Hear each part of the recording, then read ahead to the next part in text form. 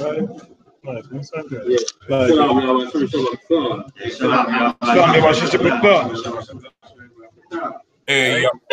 what's going on, Akim? To up, sir. It's like I one getting a little fresh there, man.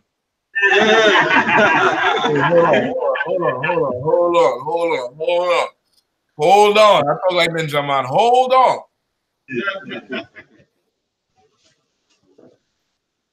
All right, Movie, I see you. I see you. Who responsible for that? Well, Makai, your rib did it?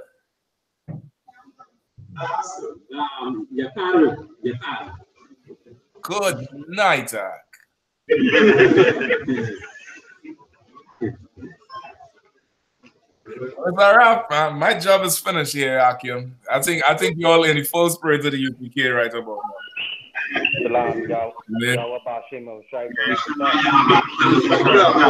SHALAM, what's going on, Ak?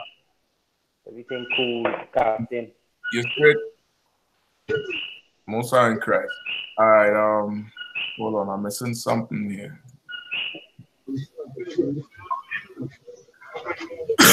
Excuse me, bear with me. Yeah? All right, so how everything went today?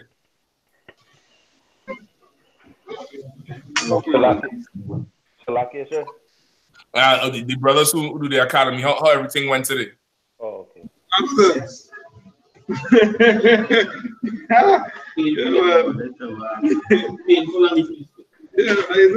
Say again? Painful on the flesh. Painful? Yeah, especially on the flesh. Good. That's good. Let the flesh suffer so the spirit could live. Let the flesh suffer so the spirit could live. Don't worry about it. Don't worry about it. It's all going to be worth it. You dig? Oh, it's all going to be worth it. All right. Tonight we're going to go into what's going on in. Okay, it's really a total class, not just in France. It's going to be looking at the world, the trends in the world, and for you brothers, especially in Trinidad, Venezuela, is damn near the same thing, and it's either is going to happen very shortly or sometime in the future thereafter. All right, but it's just natural way of things and how things go. And the most important thing about it is that it's in keeping in line with biblical prophecy. And it's an excellent time now for it to be happening, because being in the truth and having the knowledge of the truth is going to keep you grounded. It's going to keep you rooted, and you're not going to be part of the chaos. You're going to be separate from the chaos, if you get what I'm saying. You know what I mean? You're going to be separate from the chaos. You're not really going to be part of it, but separate from it. All right. So first, let me just get them couple questions you all had out the way. How the week went with all them new names? I know you all was back and forth with them names. That was plenty names. How Eve treated you all with them names? I know Eve, you probably had the best week ever. Best week ever with them jobs. You know what I mean? All right, cool. So what we have? What was the questions?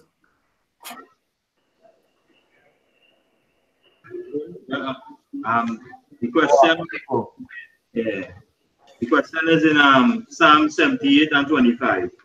Okay, Psalm 78 and 25. Excuse me. The question was what is angel's food? All right, where we at? Read it. 78 and 25, you say, right? All right, go ahead and read.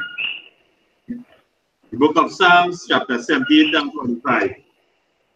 Man did eat angel's food, send them meat from the full.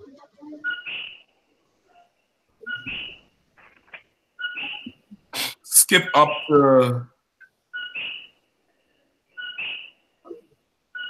Hold on, huh? I know exactly what it's talking about. I just want to skip up so I could walk you into it. Skip up to 12.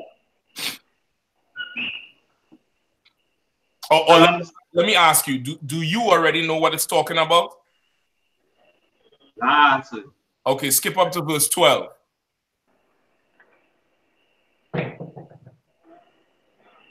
Psalms chapter 17 and verse 12. Marvelous things did he in the sight of their fathers in the land of Egypt. In the field, God. He divided the sea and caused them to pass through. He made the waters stand the heat, as an heat. And in daytime also he led them with a cloud, and all night with a light of fire. He carved the rocks in the wilderness and gave them drink, as out of the great depth. All right, stop right there. You have an idea what it's talking about now? Okay, this part here, what is this part you just read talking about? It's speaking about Moses leading the children of Israel out of Egypt. Right. So this is coming out of Egypt, right? Then skip me down to verse 17. Verse 17. And they sinned, and yet more against him by provoking the Most High in the wilderness. And they tempted Most High in their heart by asking meat for their loss. Right.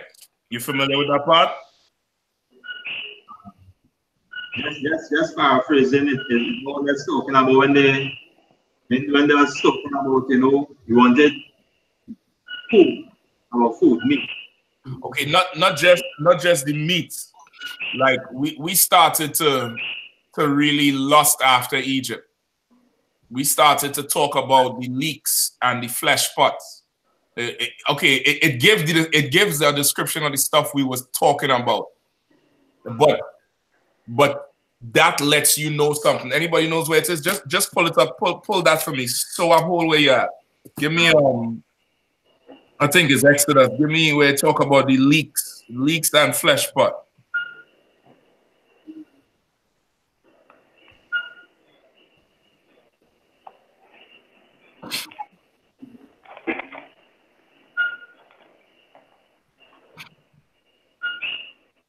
Give me Numbers 11 and 5.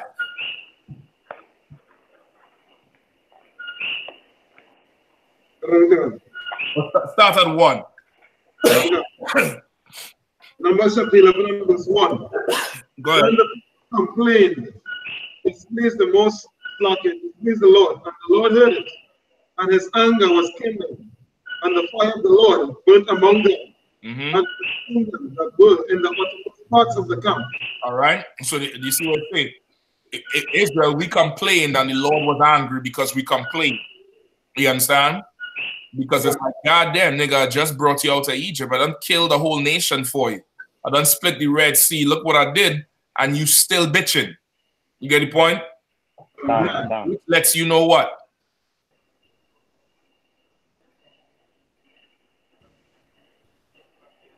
Like yes, Go ahead, Maka. Israel are stubborn and stiff-necked people. Israel is stubborn and stiff-necked, but there's something else. Like is it? Go ahead. If I may say, is it that Israel are ungrateful people at times, sir? We're ungrateful people all the time, not at times. All the time. Not at times. All the time. That's Israel. There's something else. Who's that? Matt Koyak? Yeah. Is it that Israel have no faith? Say that one more time. Is it that Israel have no faith? Israel have no faith. We ain't the most faithful. We ain't have the most faith. You're right, but that's not what I get in at something else. Go ahead. For me, sir, Israel have loyalty, sir, appreciation, you have. Okay, that's part of the ungrateful part of it. that's you know, that's parts of that, but that's not what I'm talking about. That. Go ahead, Khan. Shalakia, sir. I guess like Israel finally find out who to that they had like a powerful, like the Most High power, like the Most High power show his power, so it like humble them and like it make them chill out. It didn't humble us. It didn't humble us at all. It made us more. It made us more proud. Oh, okay. Right. Read the scripture one more time. I'm gonna give you the answer this time. Go ahead. Tazawa. And I'm done. Numbers chapter 11 and verse 1. And when the people complained, it displeased the Lord. And the Lord heard it, and his anger was kindled, and the fire of the Lord burnt among them. All right, going back, Koyak, you have me? I'll try one more time to be fair. Is it enough to complain too much? You on it. You on it. Last one, anybody?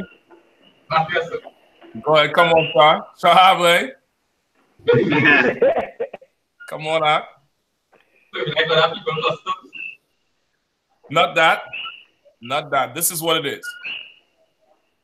The Lord hates a person who's always whining. Oh, okay. Whining and bitching, whining and bitching. That's what is he talking about? You understand? That's what's key to get over here. That's why we're not the Christian church. You understand? That's why most people who you know, what do they say when you tell them the truth? Yeah, you know, you're right, but I can't get with them UPK, man. You're too rough. You're too, you know, you're too militant. You're just, you know, you're extreme. This is not the place you come to, you know, complain and whine and fall weak and faint. You get the point? This is not that place. You understand? Lord, you know, a brother who been locked up would understand this. Imagine you locked up, whether you did it or not. Prison is hell. And one day you wake up and the walls is blown all the way open, and you get to leave. And you reach out to wherever you reach out, and the person who blow the walls open, you turn around now and start bitching, start complaining, and then talk about, man, I'm out here in the cold. At least in jail, I had 3 square meals and a cut. I had clothes on my back. I had this. I had that. You start bitching. What do you expect will happen? What would that person say? First thing that comes to their mind. Go ahead. Go ahead. They'd probably be cussing a lot of bad word, and if you look for help again, they won't help you. I'll give you one further. I should have left your dumbass in jail. That's what would be in my head. You get the point? This is what's happening here with Israel. Go ahead, Tazawa. Numbers chapter 11 and verse 1. And when the people complained, it displeased the Lord. And the Lord heard it, and his anger was kindled. And the fire of the Lord burnt among them, and consumed them that were in the uttermost part of the camp. Right? A fire burns and consumed them in the uttermost part of the camp. Right? That's if you was in class Thursday night. I believe General Hyman went over part of that account where some fool asked about, you know, drinking in the tabernacle, thinking we're not supposed to drink alcohol during class or any high holy day, when that was specific for that event. We were drinking so much, and the Lord killed a ton of us. And of course, you would lose friends in that. You would lose brothers, relatives, and the Lord is telling you, you ain't drinking nothing. Because why? You would drink to do what? Ease the pain. Drink so you could cope with hearing, you know, people outside screaming on fire. You know what I mean? You've ever got shocked, electrocuted? I ain't talking about, you know, a shock from the fridge handle. I'm talking about volts in your drum. You know what I mean? I'm talking about bolts in your craw. Think about feel like fire. Brother, your body feel like it's on fire. You scream from the top of your lungs out. Now imagine you actually on fire outside, banging on the door. And everybody ever had a barbecue? How does the chicken smell? Good, right? Right. Burning flesh smells horrible. Horrible. Smelling that, you're hearing that. Don't look outside. Don't go outside. Don't leave. Don't drink. Don't mourn. They was wicked. I killed them. Yes, I did. You get the point? So that was because we was complaining, bitching about stuff. Keep reading. Verse 2. And the people cried unto Moses. And the people cried unto Moses. And when Moses prayed unto the Lord, the fire was quenched. Go ahead. Verse 3. And he called the name of the place Taberah, because the fire of the Lord burned among them. Verse 4.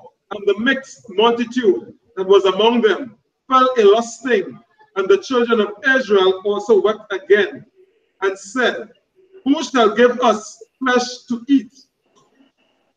Verse 5. We remember the fish which we did eat in Egypt freely, the cucumbers and the melons and the leeks, and the onions and the garlic. They start describing the whole Thanksgiving meal. I'm bringing it to you today. They start describing the whole Christmas meal. The pineapples and the cloves and the ham and the pastels and the punch of cream and the rum and coke. Oh my God, I'm not leaving. I can't leave. What you talking about, you know? Listen, but it doesn't matter that Christ was not born on December 25th. That's where Christians are right now. That don't matter. But he loved the fact that we celebrate his birthday, though. No, nigga, you love the fact that you celebrate his birthday because you just lusting after the meats. So that's what it's talking about in Psalms. So let me just speed you up a little bit. So that's what it's talking about there. And giving you the account of what happened after we left out of Egypt, when we complained and bitched against the Lord for, you know, because he was hungry 2 hours late. You understand? Because he was hungry 2 hours late. Because you didn't have, I don't know, because you couldn't order Domino's pizza on the phone and 15 minutes later a pizza come. You get the point? Like the conveniences of our captivity we didn't have anymore. But that's the price of being free. The price of being free means you have to go kill the food now. And now you have to kill enough so that you don't either so that you don't have to go kill tomorrow. That you could take a few days and you still have to kill enough for the people who can't go kill. Like the children or the woman or the elderly or the sick. You get the point? Now all that burden is on you. And that's one of the symptoms of being in captivity or incarcerated. The white man has a word for it. It's called institutionalized. You get the point? Where you can't really function normal in society. That's not what happened with Israel, but I'm just drawing a parallel in a way so you could kind of understand. Like we came out of Egypt and all we knew was Egypt. You get the point? I want to say we, not every single one of our people. It was the famous of us, the rich, the wealthy of us. Those were the ones who made up the mixed multitude. Because you see what happened here, we just read it. The Lord burnt and killed a lot of us. And after we cried out to Moses, what do you think we cried out to Moses saying? Okay, sir. Go ahead. Complain again. Fire too hot. You can't take it. No, that's not what the fire too hot. But we ain't complain. We cried to Moses saying, all right, we get the point. Enough is enough. Which is how Israel is. You understand? Israel needs to be hurt to do something. Israel needs to be afflicted in order to make a step and handle something. Israel doesn't. We are not a people who sees and learn from other experiences. We tend to want to experience it ourselves. You get the point? So after we done cried to Moses, and Moses prayed to the Lord and asked the Lord to stop, the fire was quenched. Not shortly after that, it said the mixed multitude started complaining about all the food they're missing in Egypt. And the mixed multitude is them rich Negroes amongst us. Imagine right now, the Lord was to come and take Israel out of Trinidad, right? And it's all Israel. It's Israel. What would Rowley and Fitzgerald Hines and give me some other rich, big-headed Negroes? Pastor Coffee. I ain't sure he's an Israelite. He's really still out on him. But you could include him for now. You get the point? What would they say now that they have to get in order and come and get food from Galawan and his men, who are the new government? What would they now talk about? Go ahead.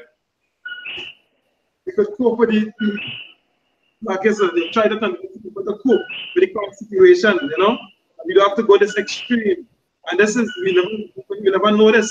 We're always living at peace with everybody. Why we can't live as one? And you know, and these men and them, they come and disrupt what is happening here. I never hear these things in them. They talk about their own interpretation of the Bible. They would start to know bitch and moan. Okay. Bitch and fret and bitch and moan. That's what's happening. It's like there's some people, because they have status in prison, cannot leave the prison. And there's some people who want to get out of it because it's prison at the end of the day. You understand? Want to be free. Want to be on their own terms by their own people. Any point? And the mixed multitude complained about the leeks and the flesh pie. You know the leeks is them the green onions. They just call them yard, just call it spirulina. Yeah, them not spirulina. Oh Lord, what's the other thing they call it? Them long green onions. You know what I'm talking about? Right? Sive. Salakia. Right? Let's call it green onions. Right? Or leeks. Right? The garlic and the this and the that. Nigga, you are describing the meal so much you could taste it in the mouth. That's how much you miss Egypt. And now think about, this is what food they're talking about. We ain't talking about how much they used to get high on that flour, on that lotus flour, how much they used to get drunk. They ain't talking about all the illegal sex they used to have. This is just over food. You get the point? They were in Egypt something horrible. Keep reading in where we at? Numbers. Numbers chapter 11 and verse 5. Remember which we did eat in Egypt freely, the cucumbers, the melons, and the leeks, and the onions, and the garlic. Verse 6, but now our soul is dried away. There is nothing at all beside this manna before our eyes. Right, besides this manna before our eyes. The Lord made it so that they did not have to plant wheat. Manna is grain, right? Grain that you would use to make, you know, your flour for your bread or your oatmeal or whatever. You get the point? The Lord made it so that we didn't have to plant grain and wait for it to grow and then shake it down and then grind it up. He made it so that overnight, manna would just blow, a wind would just blow, and we would wake up and there would be grain a couple feet high on the ground. Now we just had to go and collect. And these big-headed niggas was complaining about not having seasoned salmon or tilapia or, you know, pork rinds or, you know, baby back ribs. They was complaining about not having that, but just this grain on the ground. That's all we have, just grain. Just grain that the Lord gave you, though. Grain that fell from heaven. Manna from heaven or angels' food. You get the point? We complain so much about, I'm going to just speak about the time's sake. You all could go back and read it. We complain so much about not having meat. The Lord one night we went to sleep. The next morning, there was quail on the floor, couple feet high, so that we wouldn't have to go hunt it. Quail is a small bird. Very, very small bird to fit in the palm of your hand. Go ahead. So like this, quail is a lawful bird, right? The Lord fed it to us in the wilderness. I can't believe it's not on. It is unlawful. It better be lawful. Count. Yeah, listen, pigeons is lawful. Count. Right? He made the quail fall on the ground. Right? Go ahead. Pigeon lawful. I believe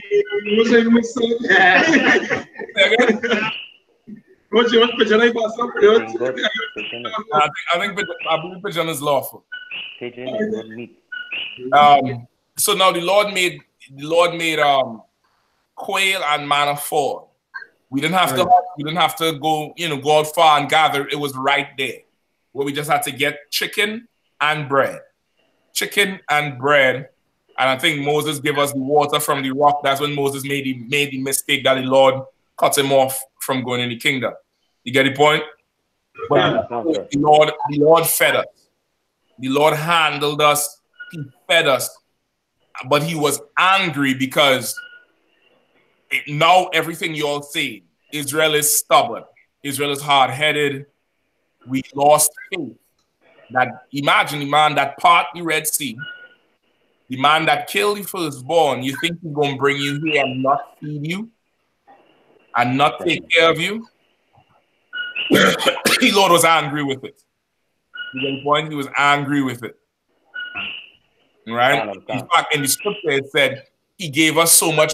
He said, I will give you quail till it comes through your nose. Now, you know that's a nigga talking. That's black people talk. Yeah, I mean, that stuff your parents tell you. Yeah, you're going to drink that till it comes through your nose.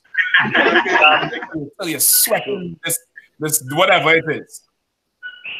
You don't like it? Well, we're going to eat this day every day till all you could do is eat and dream about this thing here. Like the Lord said, you're going to eat quail until it comes through your nostrils. Right? And this, once again, the Bible is not a white man's book. This is how black people talk.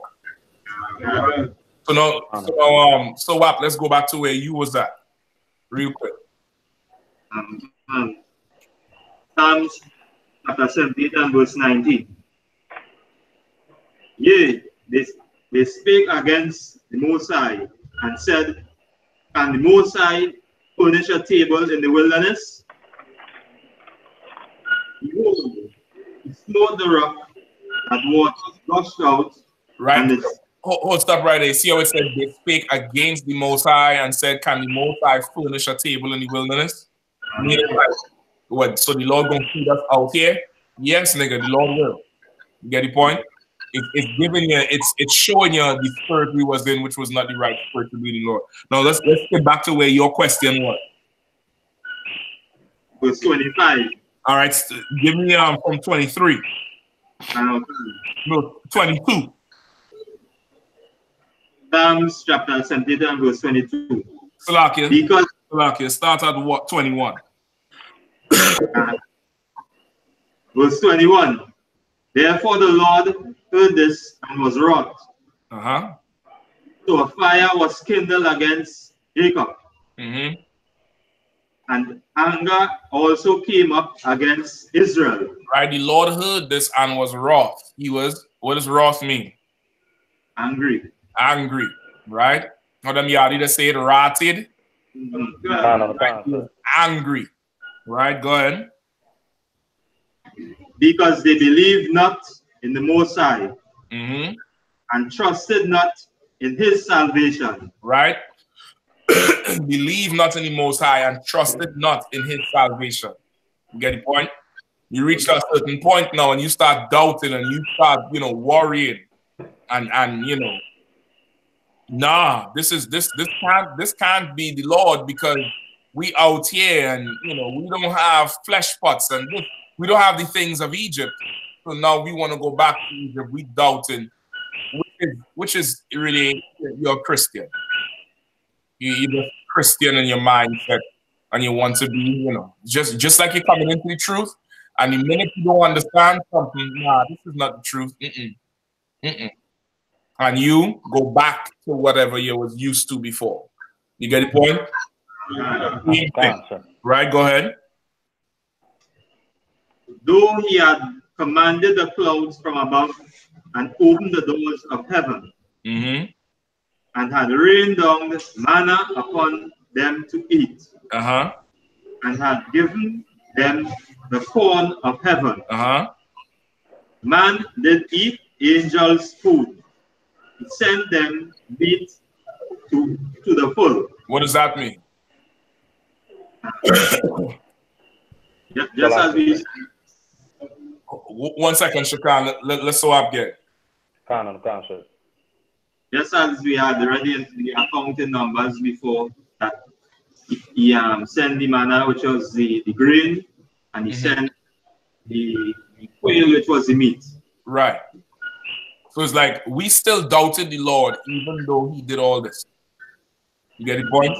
So it's like the quail, the corn, the grain, the different type of grain he gave us to eat, it's called angel food or food from heaven, because the Lord provided it. This is not something we went out and got. This is not something we traded, you know, money for or cattle for. This is not something we had to work for. We got it. You get the point? And we still complain. Claire? No, Chikani was going to say something? Oh, no. When the verse 25, man did eat angels and food, he sent them meat to the full. I mean, that's, you could basically say, like when you fill a cup up with water, you fill it to the brim. Right. So, like, you fill it to the point where you have... Can't hold no more. Yeah. That's it. Like, okay, right. The Lord gave us food that, okay, you can't be hungry because he said he was going to give you meat till come through your nose. You know, as that you ever go by somebody who having a cook. You know, brothers be having a cook, boy, bring the family, bring the friends, bring a bottle or something. And it's food so much that you gotta unbuckle your pants and food still on the plate. You falling asleep on your second or your third round of food. It's so much food. It's food till it was full. What are you complaining about? You understand? What is you complaining about? Really, you just love Egypt. You understand? Really, this has nothing to do with you being hungry or thirsty. This has to do with you no longer being Egyptian. You understand? That's what this has to do with. You no longer being, a part of the empire. Get the point? Now you a regular Negro. You just a Negro with fringes and braids in your hair. Who fancy? We not like them. We not like the Babylonians. Get the point? The problem is nobody wants to be a Negro. Nobody want to be black. For what? Nobody want to be black. We'll be everything else but being black. You get the point? Right, so that's it. So you can understand this so up? All right, cool. Go ahead, Up. Yeah, I wanted to find out the scripture referred to it as angels' food. Is that a reference to Corinthians chapter 13, verse 1? You had to read it from me. Let me hear it.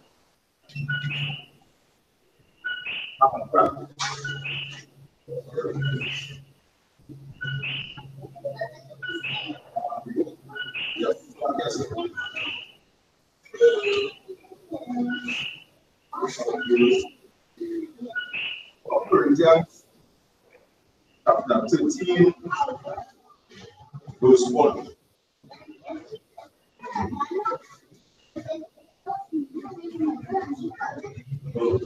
Yes, sir, I guess. Yeah, Corinthians chapter 13, verse 1. Though I speak with the tongue of men and of angels, and have not charity, I will become as a sounding brass and a tingling cymbal. Are still based on the scripture where the Most High some of angels not seeing that the Most High send the food to Israel. If that is why it was called angels' food. Say that one more time. Like, okay, I heard the scripture. Say a question one more time a little louder. Right. Like I said, right. In terms of the scripture, to the food as angels' food. Right. That us as Israelites, and I just use Corinthians as a reference.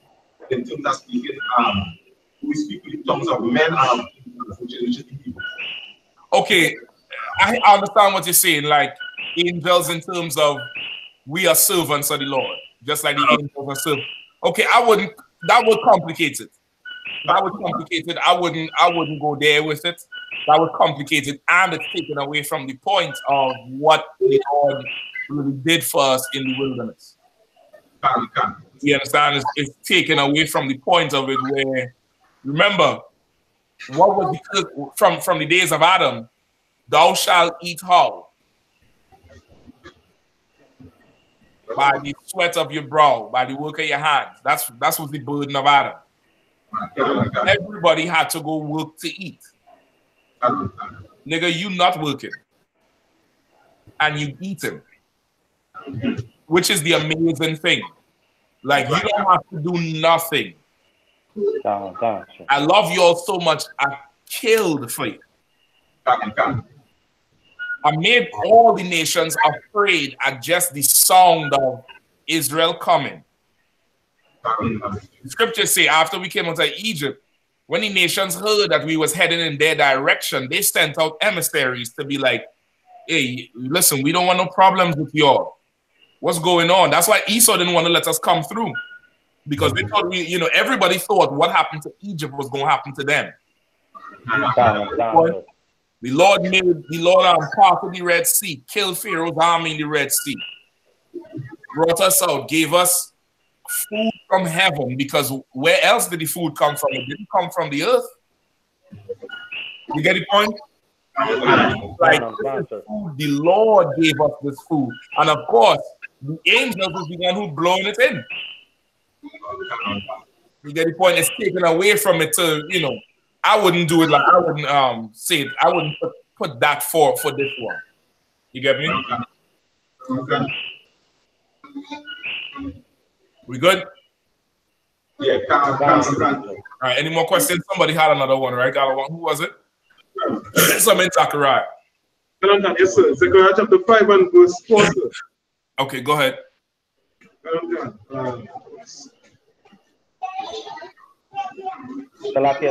Zechariah and what, sir? I think Zechariah 5 and what? Verse 4, sir. Verse 4. All right. All right, Zechariah chapter 5 and verse 4.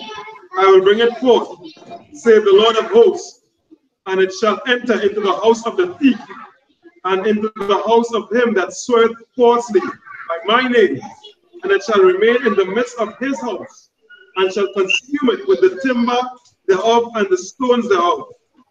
Like I said, my question is this directly in alignment with Deuteronomy 28 and 64. We're talking about Christianity and Islam, because it's so enforced by the Muslim. I get you. Okay. Okay, no, because it's talking about the wood and the stone. Right? The stone, not stones. You get me? Because Islam reveres one stone as better than another. You know what I'm saying? This is not talking about that. This is talking about a very, very literal physical destruction. Because everything is made from timber and stone. We consume everything all together. Everything is just going to get burnt up all together. It's a chariot scripture, right? Right. It's a chariot scripture. Everything is going to get burnt up together, even the Islam and Christianity. But this is more talking about, their physical world. is going to get destroyed. Islam and Christianity is not a physical thing. It's not, okay, the wood and the stone represents it. But, you know, burning a cross and, you know, burning a stone ain't going to stop, you know, Christianity. Right. The point that it ain't going to stop it. The Lord took us out of Egypt. It didn't stop Christianity. And he had to kill every last one of us to stop the Christianity. He had to make us wander in the wilderness for 40 years till we all died except for Joshua and Caleb and everybody under 18. I believe 18 was the age. Right? So that's how you stop it. But, you know, burning wood and stone doesn't stop it. This is a physical destruction. Right? Go ahead. Yeah, you see how you said about the physical destruction of what's going to happen? Like, you see how, like, you know how, like, in the churches, it's mostly, like, people in Israel that ain't following the path of Christ, right? Are they going to end up dying in the end if they still have up that, they're still taking up Christianity, right? So then people in the world who what? Like, you know, like for instance, in down here right now in the Caribbean, mostly like Israel and people like Benjamites are going to churches. If they're still taking up Christianity, is the physical destruction is going to happen to them in the end? Otherwise? Yeah, anybody who doesn't find the truth when that time comes, and anybody who the Lord wants to destroy, anybody who the Lord ain't called out of it. You understand? Remember, the Lord said, I'll have mercy on who I'll have mercy. You get the point? Like, it's the Lord's choice. Whoever the Lord wants to die is going to die. You understand? Whoever the Lord wants to live is going to live. Remember, the 1/3 is the 144,000 plus the multitude that helped. Right? You visited me in prison. You gave me, when I was thirsty, you gave me water. When I was hungry, you gave me drink. And they would say, my Lord, when did I give you water? When did I give you food? And then he said, as much as you helped the least of these little ones, you have helped me. The people who help the Lord's soldiers, they have mercy to get. The other scripture said, he who receives a prophet in a prophet's name will get a prophet's reward. No, sometimes you may go somewhere and you may have a brother or a sister who may not be able to come into the work fully. Brother might be old, or he might be sick, or he may not have that spirit to come in and do the work you do, but he helping, he paying his tithes, he funding the thing. If you all need a place, he renting out the whole place for you. His woman cooking, paying tithes. They tending to the things you would have to tend to if you were handling everything yourself. Now you have more time and better resources and more power to go do the work of the Lord. The Lord is not looking at what he's doing lightly. You get the point? So, with that said, are they going to die? The scriptures say if you ain't coming to the truth, you're going to die. If you have the mark of the beast, you're going to die. I can't point fingers at nobody about it. All I can tell you is get in the truth and get in here quickly, because the earth is going into a tumult. The earth is erupting and the white man is moving feverishly to try to make you think otherwise. To try to make you think that everything is fine and dandy and that, you know, this is just a phase and it's going to get better. It's not getting better. It's going to get worse. You get it right? It's going to get worse. And this is prophecy. So we clear? Good.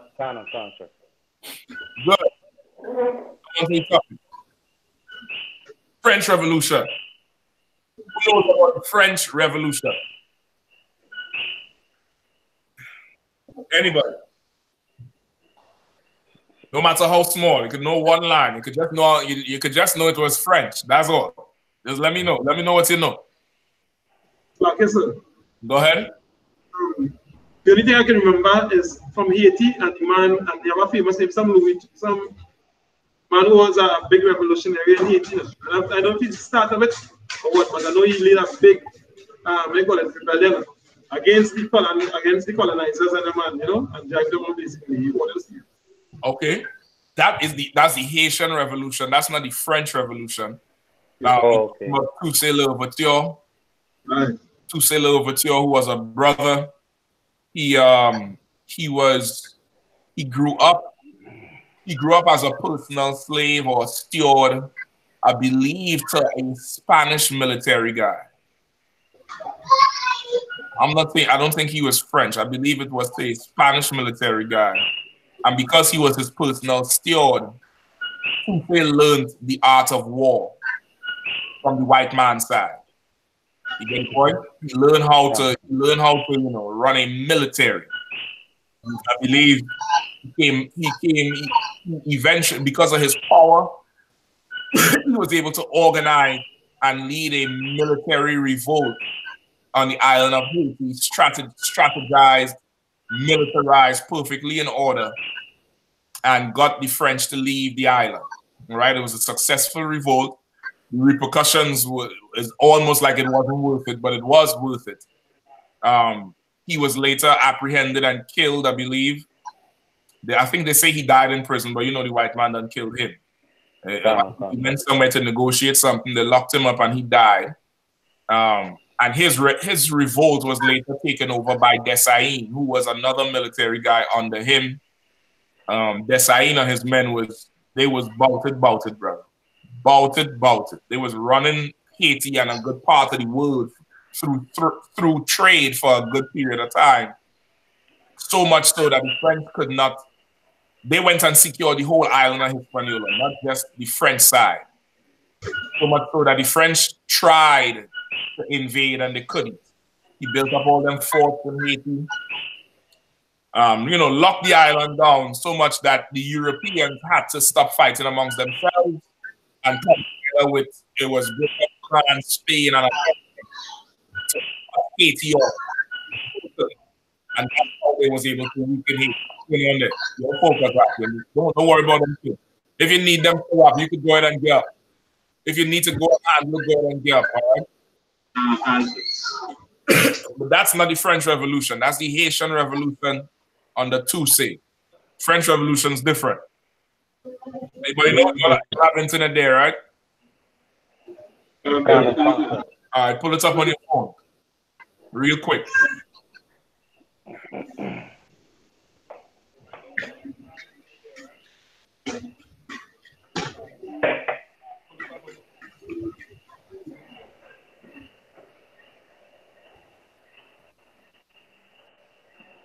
Kabad Tabak said the guillotine played a large part. Yes, Kabad, the guillotine did.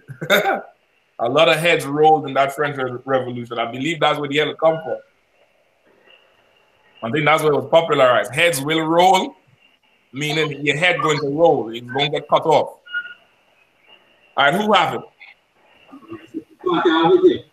French Revolution was a period of far-reaching social and political upheaval in France and its colonies beginning in 1789.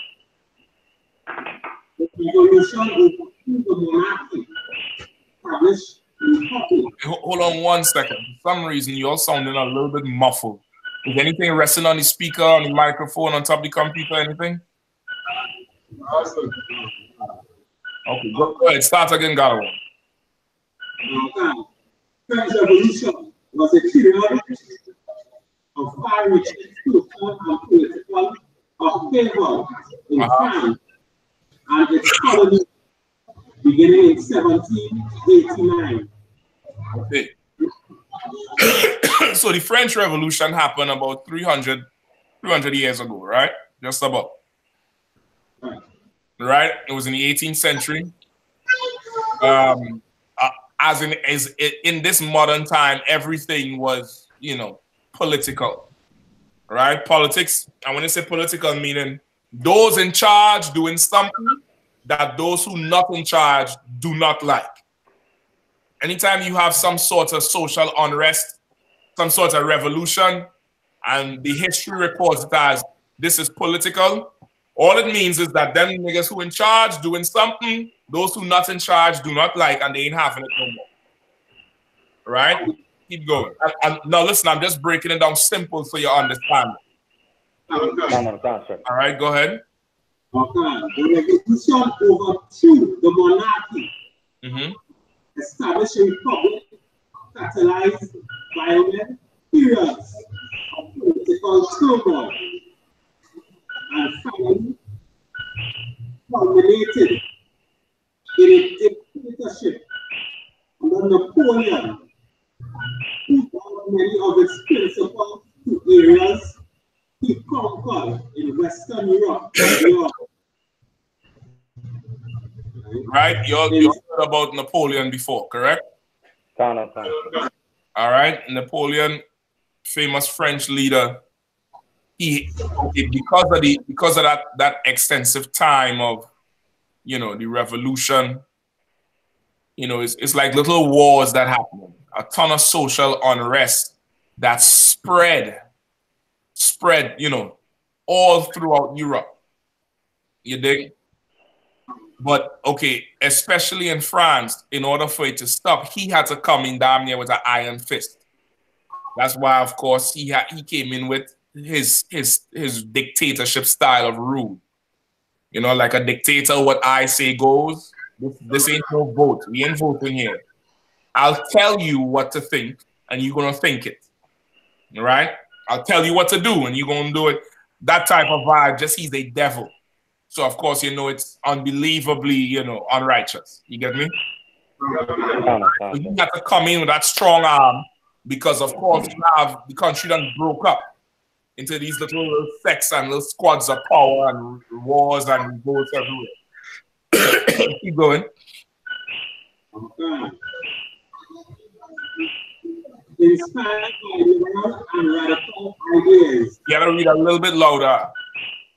Inspired by liberal and radical ideas. The revolution profoundly altered the course of modern history, triggering the global decline of absolute monarchies, while replacing them with republics and liberal democracies.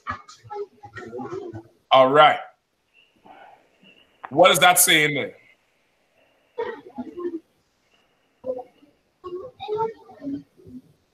Oh yeah, Salaki, sir. Go ahead. By the way, I got a belly here. Yeah, that's what I was saying. I don't know if you all have something. Maybe it's resting on something. Maybe I gotta pull the computer up. I don't know, but somehow you're sounding a little bit lower than you all normally do sound. If somebody just double check it, you know, maybe it's something you're not seeing. You know what I mean? Or the volume is low. The volume itself is low on the computer. I'm not sure. All right, but go ahead, Shakan. Oh no, that's why I wanted to say I didn't really. You didn't really hear. Yeah, sir.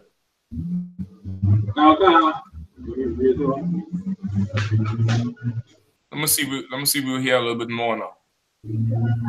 Taza, what, trying to fix it? Is all the volume all the way up? Checking on it, sir. Yeah, it's saying that's for the volume up, sir, but I'm gonna double check the mic itself. Okay, yeah, I'm hearing you real clear right now. Yeah, just voice louder, sir. That was it, really, you know? I think you are a lot closer too. All right, Galawan, go ahead. Let me hear it. Inspired by liberal and radical ideas, the revolution profoundly altered the course of modern history, triggering the global decline of absolute monarchies, while replacing them with republics and liberal democrats. Okay, hold on. All right, just for this one, Galawan, if you could go stand where Taza was standing. All right. Yeah, you remember you have an accent too, okay? Not everybody gonna hear you. Shakan over there, Shakan turn sideways as if if he don't look at the screen, he gonna hear you better. Try not to see. Now, can. Yeah. You're solid there, like you're gold. I hear you loud and clear. Go ahead. Okay. Inspired by liberal and radical ideas, the revolution profoundly altered the course of modern history, triggering the global decline of absolute monarchies while replacing them with republics and liberal democrats. Right? Though the revolutionary wars, through the revolutionary wars, it unleashed a wave of global conflicts that extended from the Caribbean to the Middle East. Right? Historians widely regard the revolution as one of the most important events in human history. All right. You'll get that, right? Sound a lot better. Okay. That French Revolution was a famous revolution in world history. And in its there's a lot of factors that came together for it. All right. There's a lot of factors. God, wherever you read and see if somewhere in that history does it tell you what caused the revolution. Let me know when you have it. All right. And you Google it, you pull up the history at any point at any time, you would find it right there. But a lot of factors went into it. But just in short, the French Revolution was really, the poor rising against the rich, right? The have-nots rising against the haves. This revolution was very bloody, very violent. It lasted, I think almost 10 years, I believe. Right? I think almost 10 years. But it's not like it started boom and we were fighting on bloody war from year 1 to year 10. I believe it was like a successive and climactic type of event where it started a little thing here, then it increased, then the next year it increased until it culminated to a head. And then Napoleon coming and just put his foot down on everything. You understand what I'm saying? You found anything, Galawan?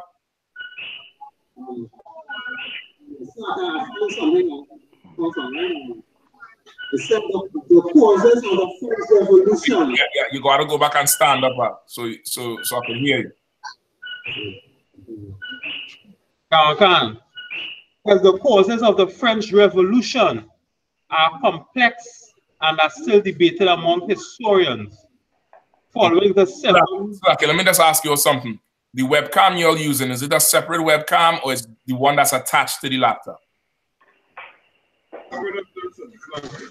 Say that one more time. Separate webcam, sir.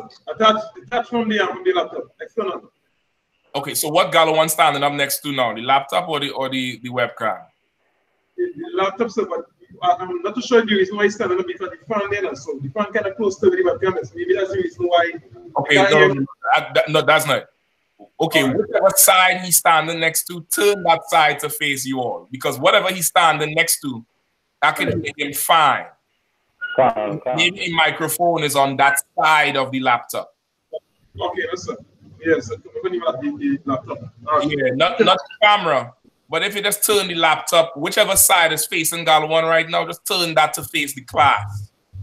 It could be picked up a little more. Okay. Right. All right. Go ahead and sit down. I'm here. All right. The causes of the French Revolution. Shakan, how that sounding now? Sound a lot better? No, you'll see why I'm in charge, right? You'll just give me a hand for a second, y'all. Let's clap it up. Clap it up. We don't need no iPhones and technology. We just need the right place at the right time, and everybody's problems get solved, right? I know that the Lord a hand to her. Most high in Christ. All right, we in the game now. All right, okay. Don't worry, but we will figure this thing out. All right, go ahead. The causes of the French Revolution are complex and are still debated among historians. Following the 7 Years' War, and the American Revolution, the French government was deeply in debt. It attempted to restore its financial status through unpopular taxation schemes. Right? So that was Go ahead. Just want to repeat that one more time. It attempted to restore its financial status through unpopular taxation schemes, which were heavily regressive. All right. What do you understand from that? Anybody?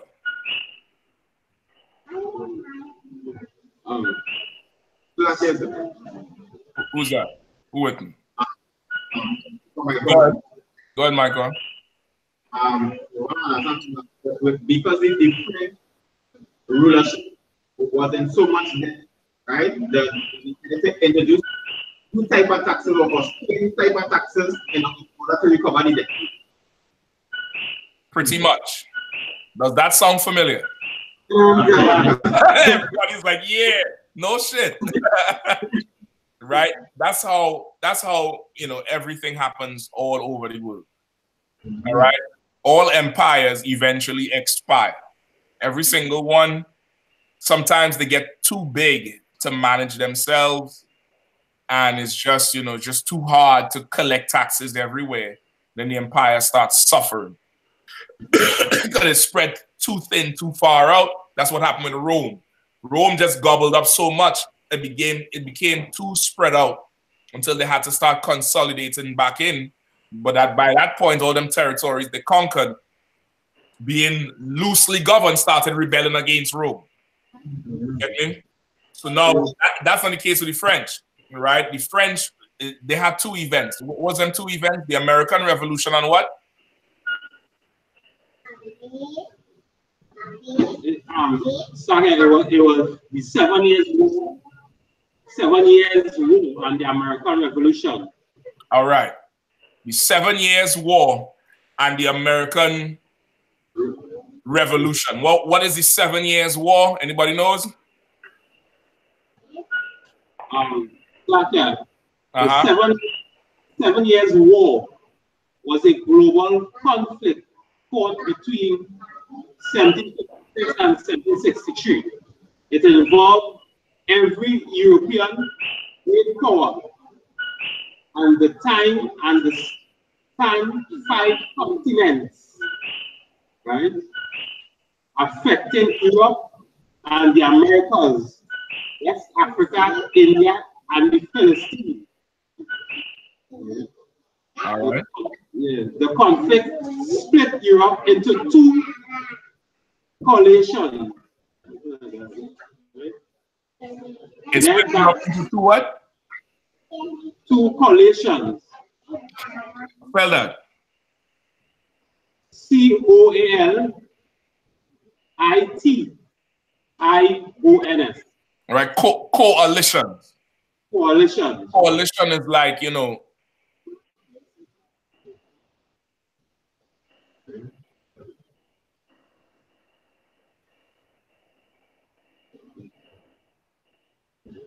Uh-oh.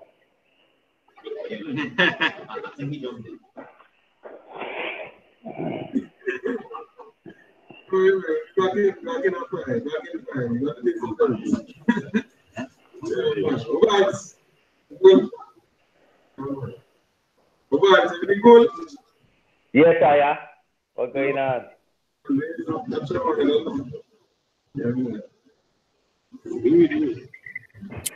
we up? Yeah. All right, what just happened?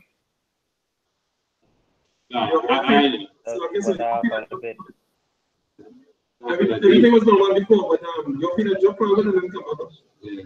We were still in the room, but you for some reason you're you're trying to tell me I could fix the computer, but I can't fix my own shit. That's what your shit, but I can't fix my own shit. That was the Lord humbling me and my proud ass. Right, I'll take that, Salakia. I'll take that. All right. Where we stop off at? You was explaining what was coalitions. Right, a coalition is just two groups or bodies coming together for a certain purpose. right? And like to coalesce is like coming together. So there was, what did I say? It broke Europe up into several coalitions. The conflict split Europe into 2 coalitions. Okay. Led by the Kingdom of Great Britain, including Prussia, yeah. Right. Portugal, Hanover, and other small German states on one side, and the Kingdom of France, including the Austrian-led Holy Roman Empire, the Russian Empire. Including what led? The French led? Including the Austrian-led Holy Roman Empire, right? And the Russian Empire, right? Right. Okay, so really it just broke Europe into 2. And Great Britain, of course, Great Britain is still today, you know, a big part of the spearhead of the United Kingdom, which is, you know, Great Britain, I think Scotland, Ireland, Wales, and somebody else, right? As, you know, one whole superpower. But Britain led them, plus who else they say? Germany and some of them other small countries around. Yeah, Portugal. Portugal, all of those. No, Austria was on the other side. Oh, right? Okay. On the other side was the French with an Austrian-led Roman Empire, right? Oh, and this is nothing new, right? Even in the days of I believe it was Constantine.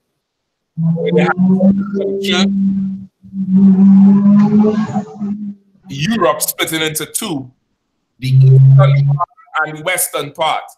The western part was called the Gallipoli, or the white section.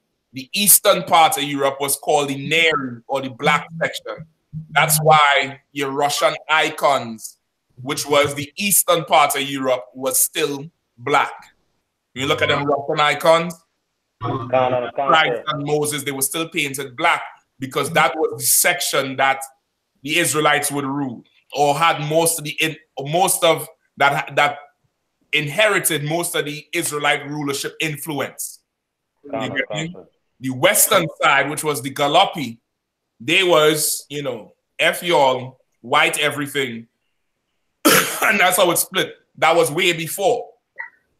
This was another split after for the 7-year war.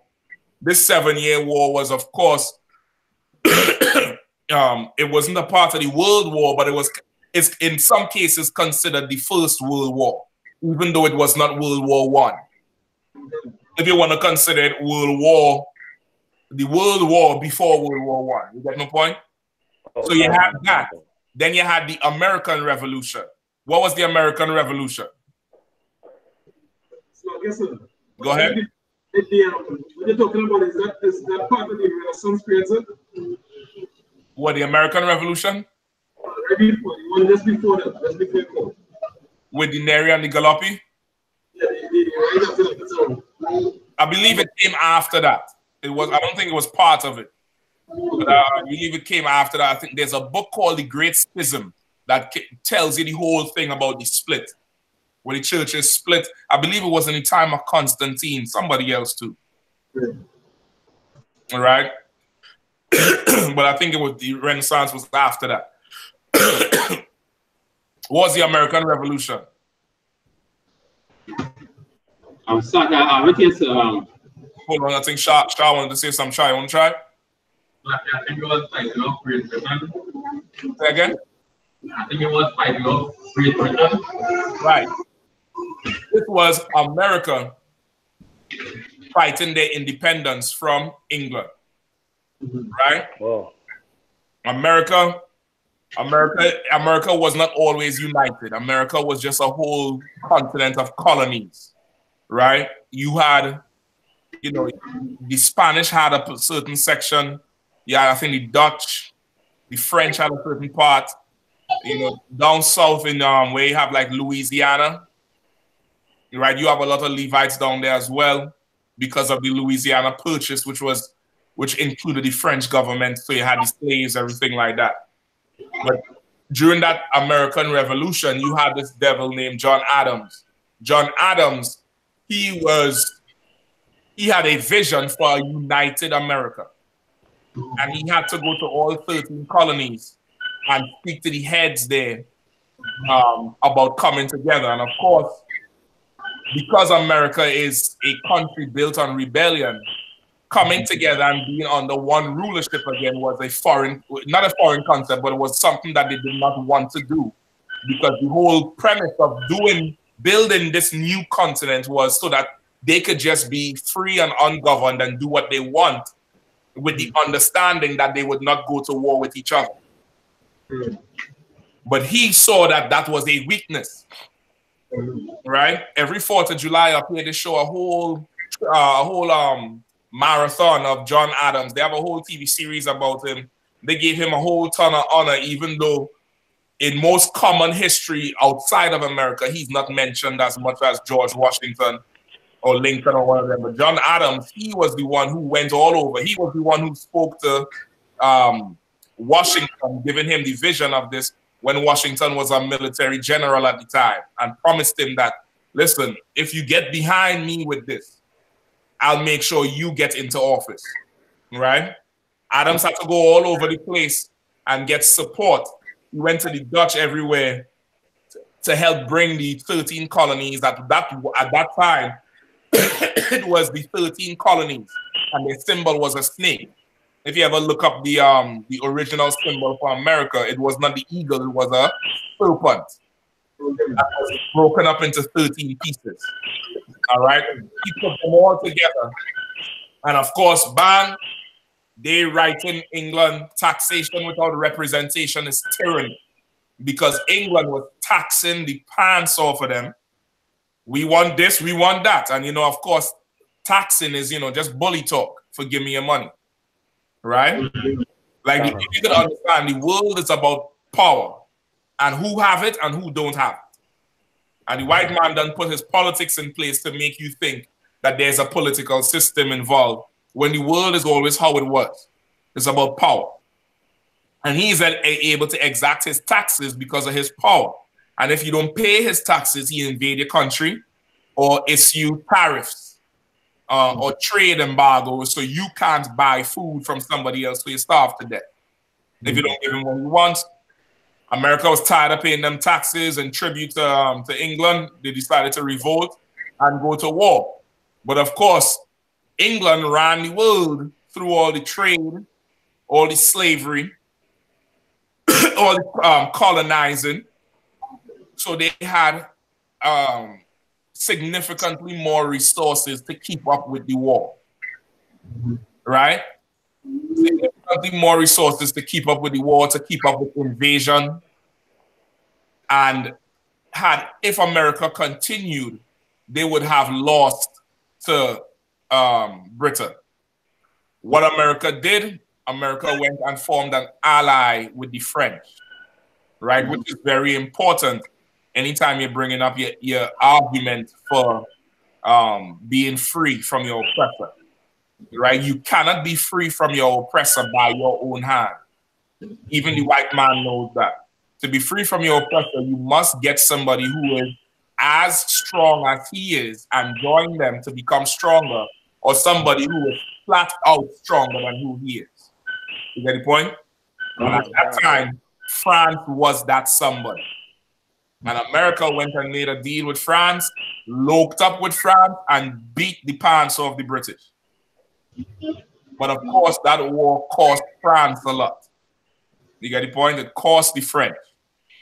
Now, this is what happened after. And just backtracking, that's the same reason why we turn to the Lord. Like, we turn to everybody else. Martin Luther King got help from the Russians through communism. That didn't help us. Malcolm X turned us to the Arabs. The Arabs ain't help us. There's nobody on the earth right now who is as strong as the white man or stronger. So we must turn to a superpower who is stronger than him, and that's the Lord. You get me? That's the only way we can get free. Like the art of war is the art of war. That's all it is. You form your coalition to fight for your freedom. We forming ours right now, which is to get the Lord on our side to fight for us. So now, France suffered tremendously because of the closeness in time of those wars. And the American Revolution being the last, it cost them a whole lot. And the country was in debt because of it. All right? The country was in a ton of debt because of it. All right? Any more on the Galawan? Oh, so like that's where they decided to raise the taxes. They decided to impose taxes on the people to try to defer the debt. All right? That term you would hear, we want to defer the debt or offset the debt. They use all these big words. Really, what they're trying to say is, I'm a rich man. I have power. I have the military. I have the police. I am going to go into your pockets a little deeper so that I can pay off my debt. You get the point? Because the rich who decided to go help America. That was a man's decision, just like in any war, right? It's not your decision. Them little men who hold in the right in the Iraq war and the Middle East, they didn't decide to go to war with the Middle East. Some rich man sitting in power did. You get the point? They decided to the French more. This led up to a whole series of social unrest. And eventually there was a revolution where some of the rich lost their head, cut their heads off publicly. Right, the poor rose up, burnt France, stormed the damn Bastille, a whole ton of events, successive events, and the rich suffered tremendously for it, right? And even, I think they even say, some historians would tell you that the American Revolution inspired what happened in France, right?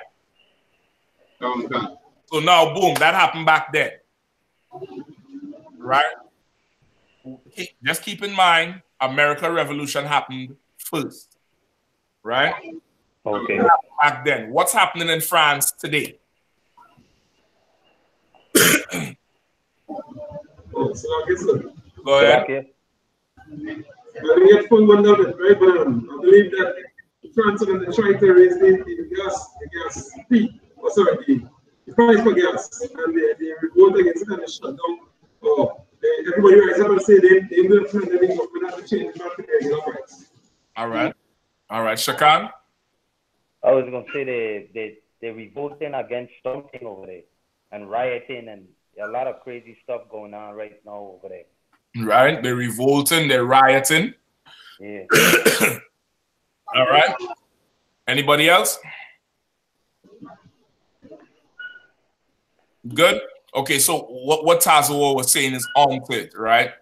Now this is not the only reason, but it's the tipping point.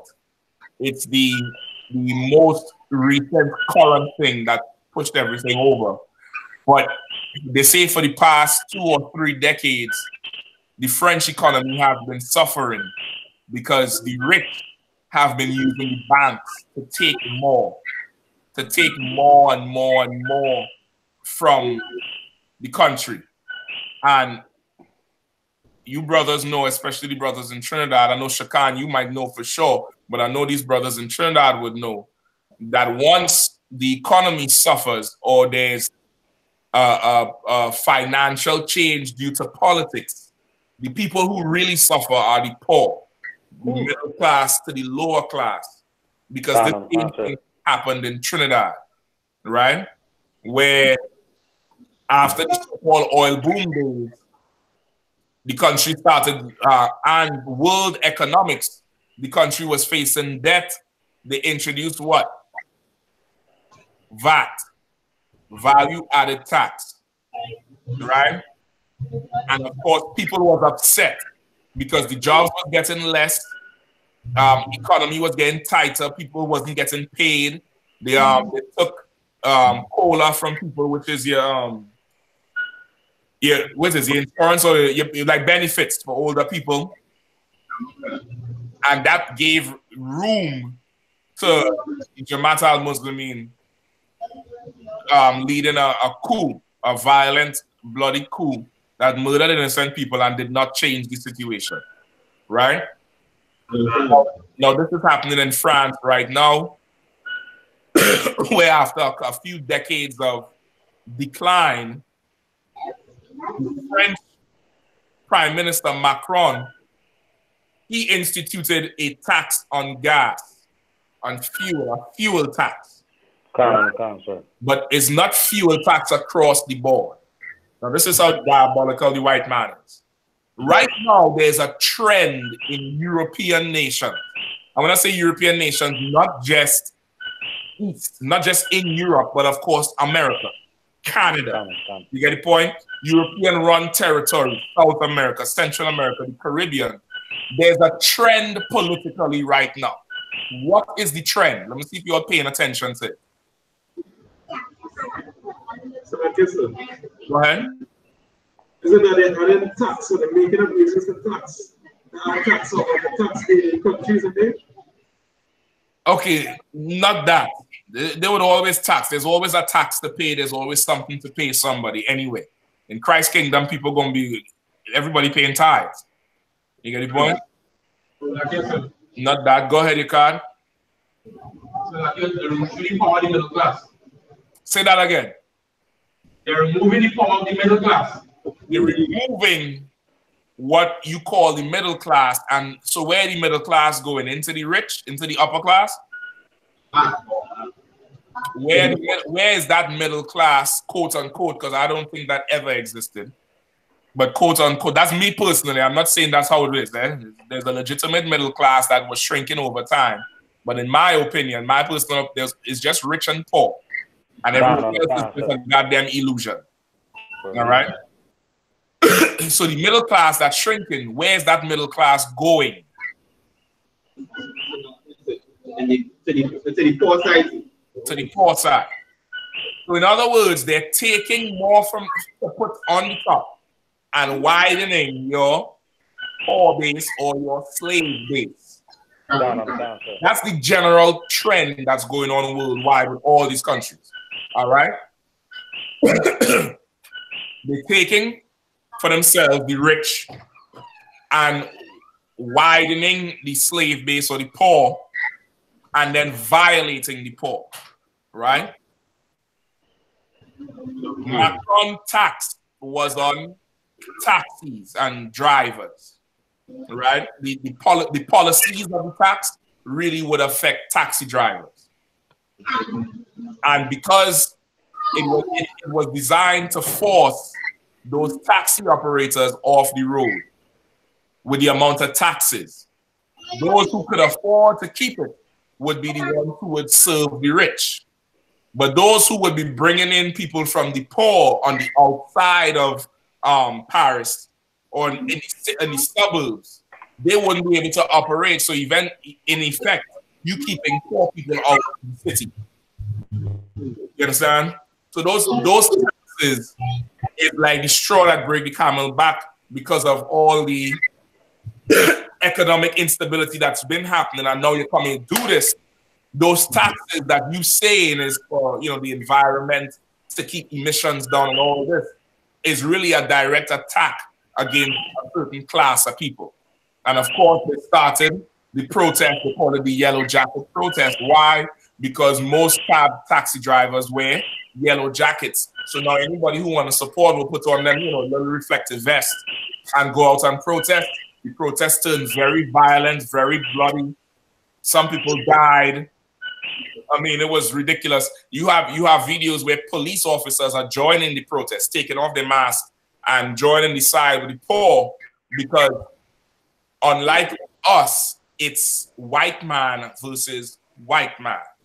And the police now is like, we don't want to be violent to our own, so we are not going to do it. We're going to show y'all we down with y'all because we feeling it too. You get the point? There's a coming together of that poor base. Go ahead, you can. So also standing with the middle class. Once these systems that the middle class was so-called power or revenue in. Say that one more time. The system that the middle class will occupy. For instance, like we're talking about the taxi. When you squeeze all those persons from doing that trade, the rich now bring in a system that relies on that. Of course, it's all going to be business. It's all going to be business. You get the point? It's all trying to go back to something called, well, let me not say trying to go back to it, but during that original French Revolution, part of the thing they overturned was something called feudalism. Feudalism, right? F-E-U-D, I think it's F-E-U-D or F-U-E-D, right? I think it's F-E-U-D-A-L-I-S-M. Feudalism. Anybody know what feudalism is? Look it up quickly.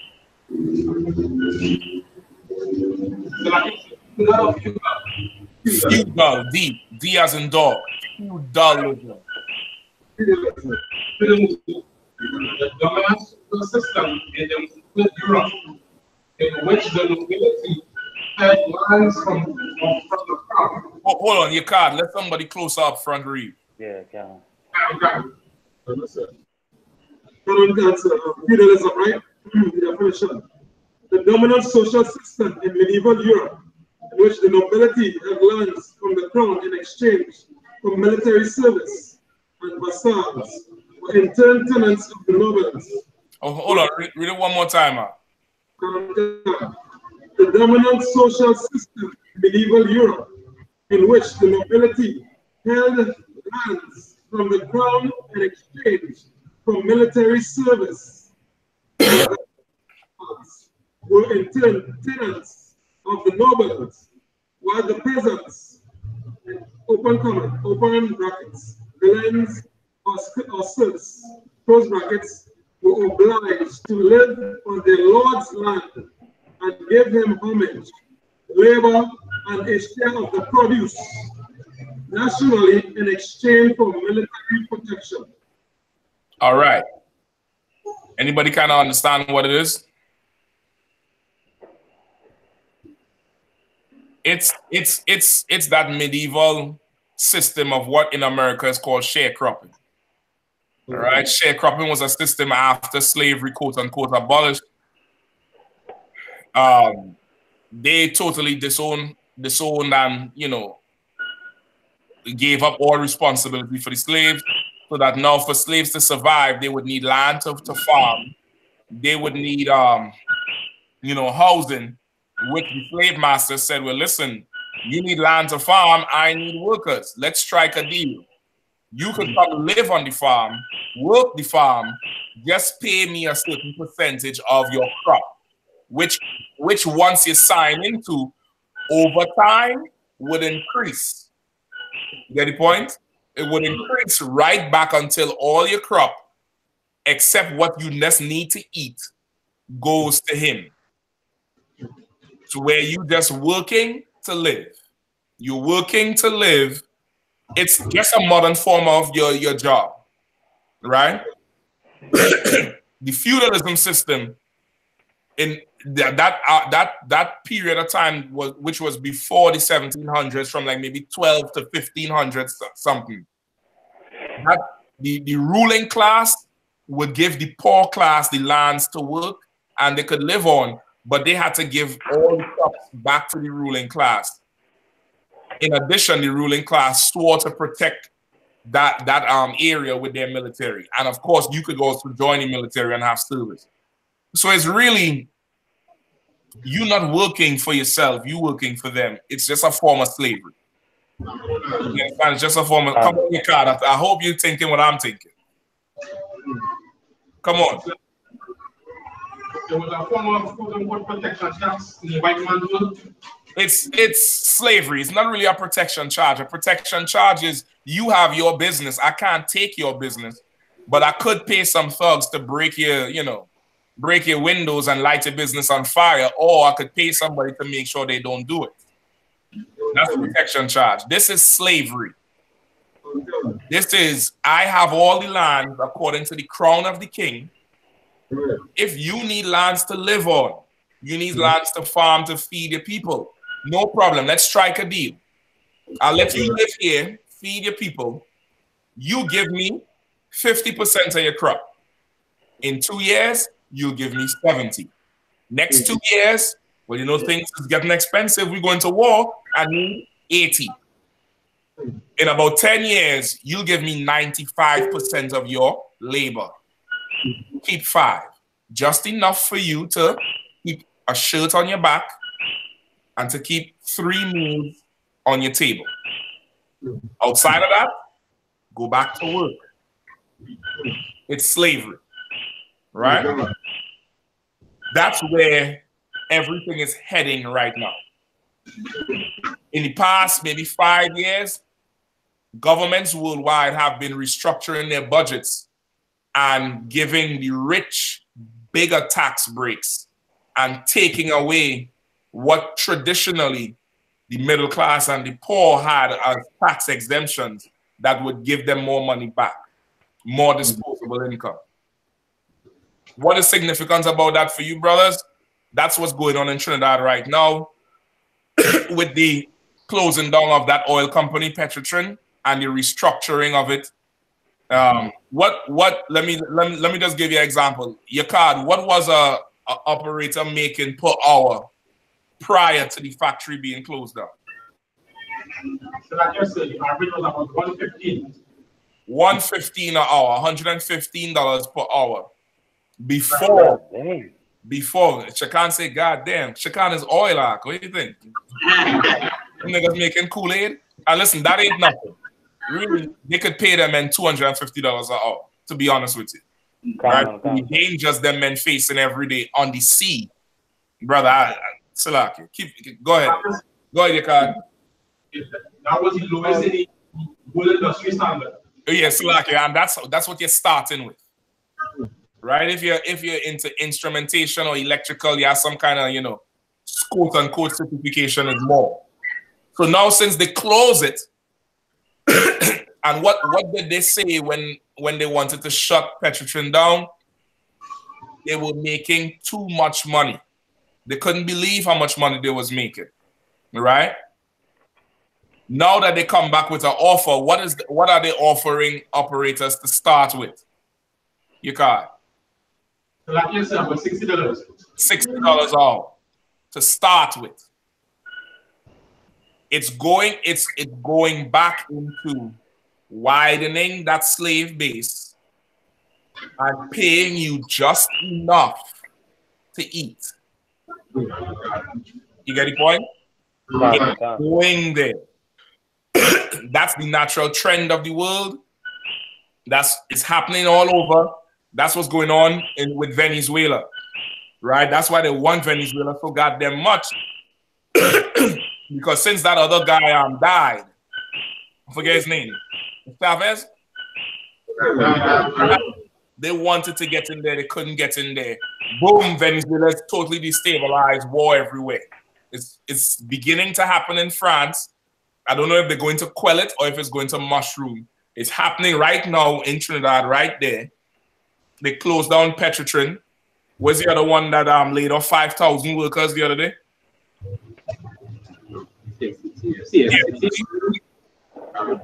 And didn't the electric company also lay off people?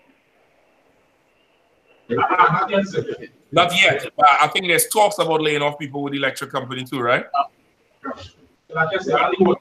Say again? Also the water company. The water company, right? Trinidad is an oil and gas rich country. You don't have to lay nobody off.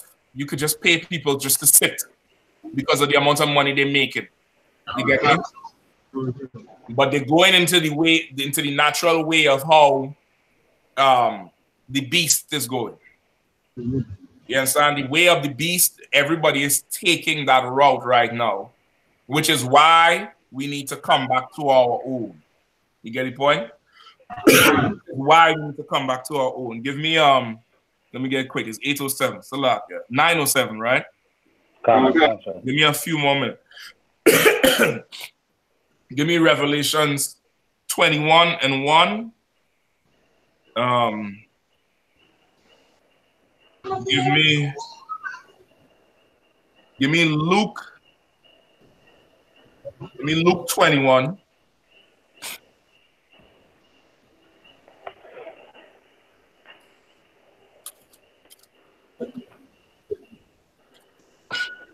Give me Luke 21.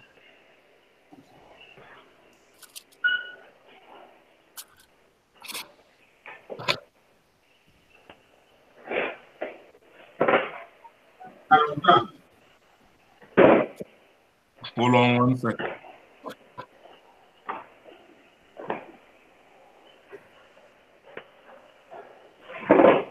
Give me Luke 21 and start at 5. Let me get Luke first. Quickly. Luke 21 and 5. And some speak of the temple, how it was adorned with goodly stones and gifts. He said, as for these things which ye behold, the days will come in which there shall not be left one stone upon another that shall not be thrown down. All right. What's he talking about there?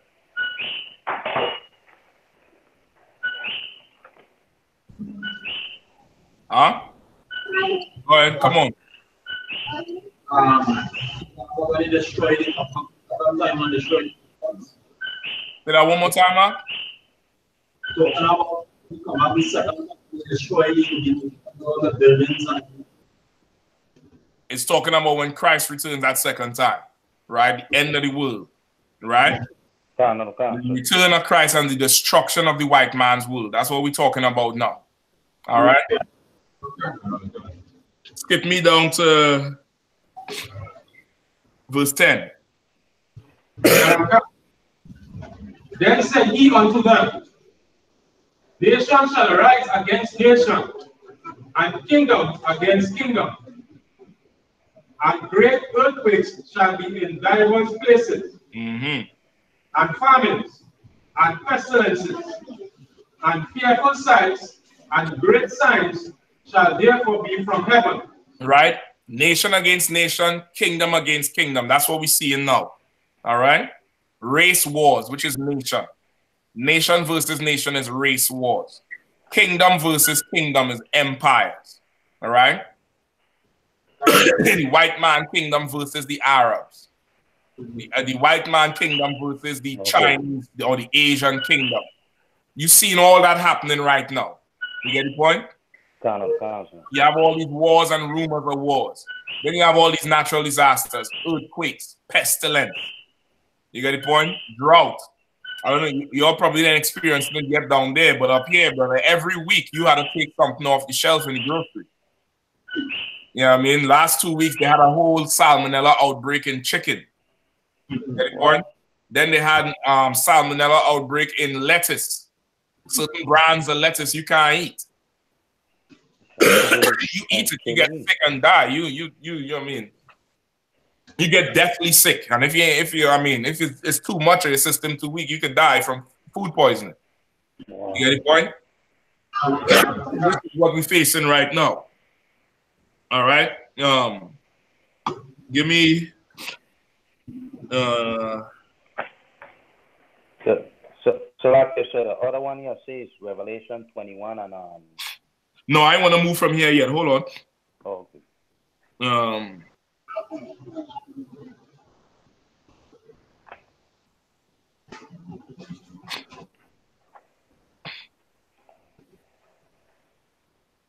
25.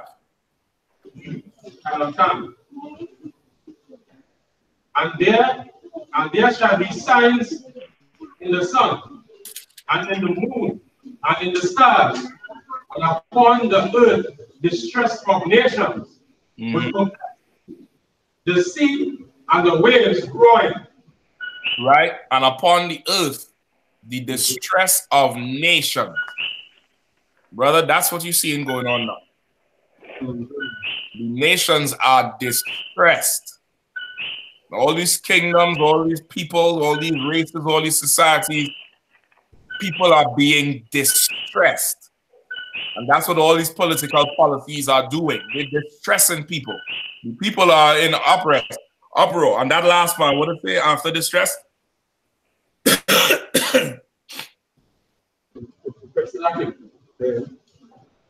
And there shall be signs in the sun, and in the moon, and in the stars, and upon the earth distress of nations, with perplexity, the sea and the waves roaring.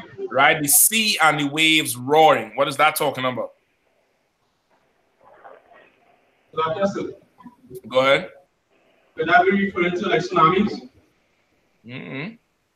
Shakan? Don't say tidal waves. Not in this sense. In this sense, this is an old expression. The seas are the people. Okay. The seas are the nations. Them same nations that, you know, suffering and distressed. What happens when you oppress people? Go ahead. They roar. They roar. That's what it's saying right here. The seas and the waves roar. All right? Let me help you understand. Mystery Babylon. Mystery Babylon the Great. The great hall that sits on many waters. That great hall that sits on many people. That control many people. You understand? Right now, these seas is acting up. The people is acting up. Revolts everywhere. You know what I mean? These things are happening. It's coming more commonplace, and it's happening all over the world. You get me? It's happening all over the world. Why is it happening all over the world? Come on, Shaka. What we were talking about earlier about the trend, the natural trend of how when people get oppressed from taking the rich taking from the poor. That's true. That's true. But why is it happening everywhere? So I guess Go ahead. The prophecies are also must be fulfilled. The prophecies are coming to pass. These prophecies are coming to pass. Give me Proverbs 29:2.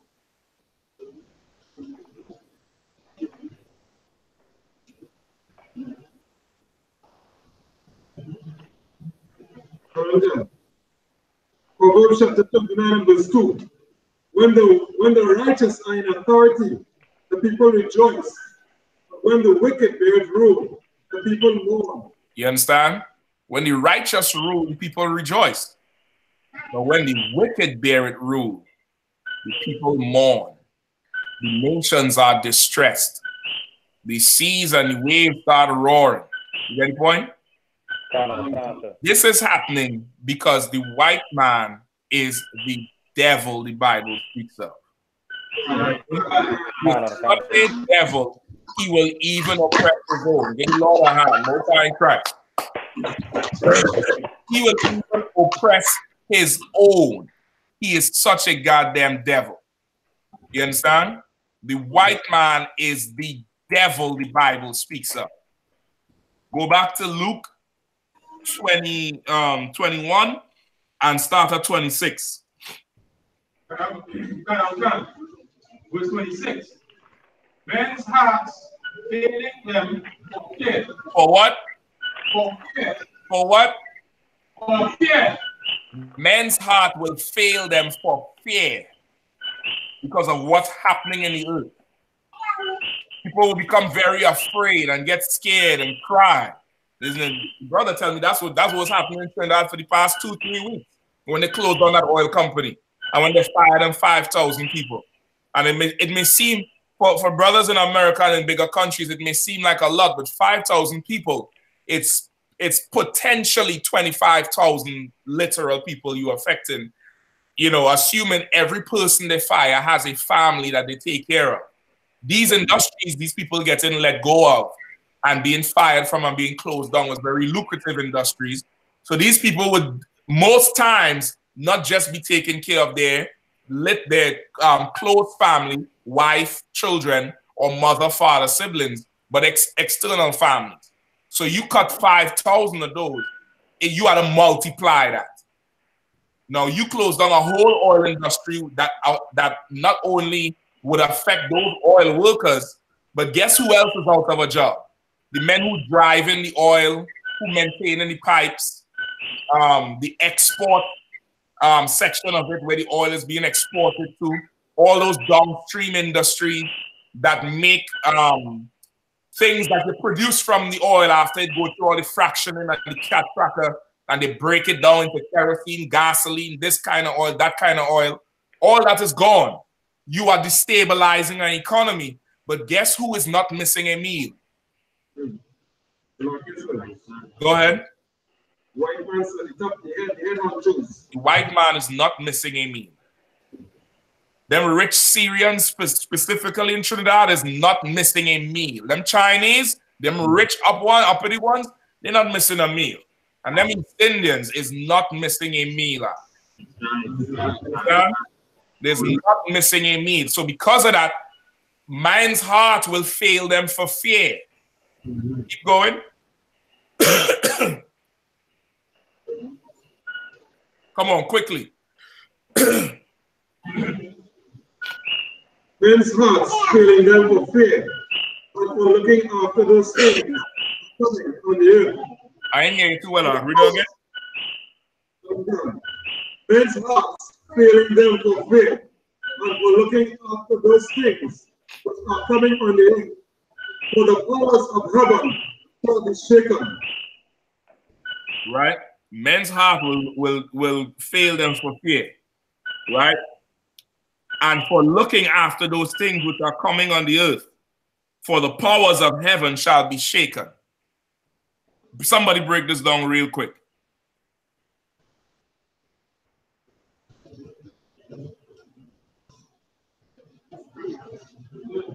Go ahead.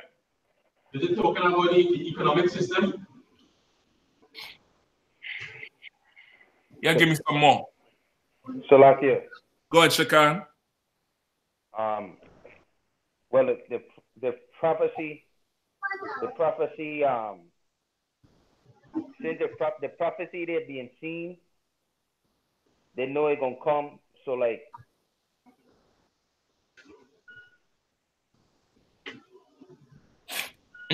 This part here, it ain't had nothing to do with the prophecy. oh, can't. This, okay, what is people who getting afraid by all these things? What religion are they? Christian. Come on, Maka. Yeah, Christians. Christian. So all them years they in the church, they didn't know this was coming? Can't. And what are they doing now? They're panicking. They're scared. They're crying. They're doing ridiculous things. Y'all know, y'all down there, y'all hearing all these stories of who crying, who break up with who over a job, over a slavery. You understand? Read the scripture one more time. That last part. Men's hearts failing. Men's hearts failing them for fear, and for looking after those things which are coming on the earth. For the powers of heaven shall be shaken. Right? They're in fear. They're looking after the things that are coming on the earth, because right now, the heavens are being shaken. When I say the heavens, remember, in the scriptures, there's different context of the word heaven. Right? Heaven could be where the Lord is. Heaven could be the outer space atmosphere, the lower atmosphere. Heaven could also be the social status of a people. You understand? The social status of a people is also heaven. And where do our people look up as heaven? America, Germany, Britain, France. Ooh, gay power. Oui. Je m'appelle comme tout est l'appelle. Oh, vous. Right? Everybody looking at them gay ass French people like they just the best thing on earth. and not seeing that this is the time that the Lord is moving to deliver his people. This is what's happening, but you scared because you are Christian. You scared because you are Christian. Give me Revelation 21, the one I asked for. So okay, no, keep reading in Luke and then go to Revelation real quick. Galawan, I'm gonna let you all go in a second, all right? Huh? We still have some time? So like I said, it's 25 past 9. All right, give me a few minutes. I'm gonna just do the announcements and roll, all right? Luke chapter 21, verse 27. Read, sir. Please. And then shall they see the Son of Man coming in a cloud with power and great glory. Go ahead. Verse 28. And when these things begin to come to pass, then look up and lift up your heads, for your redemption draweth nigh. Right? Now, seeing that there's wars and rumors of wars, earthquakes in diverse places, the nations are being distressed. What should you do? Shall I say, sir? Shakan. Okay, I wanted to ask, you mean distress in the time where all this going on, all it? No, distressed now. The nations are distressed right now. You go look up what's going on the streets of France right now. I don't know. Is it on the news heavily?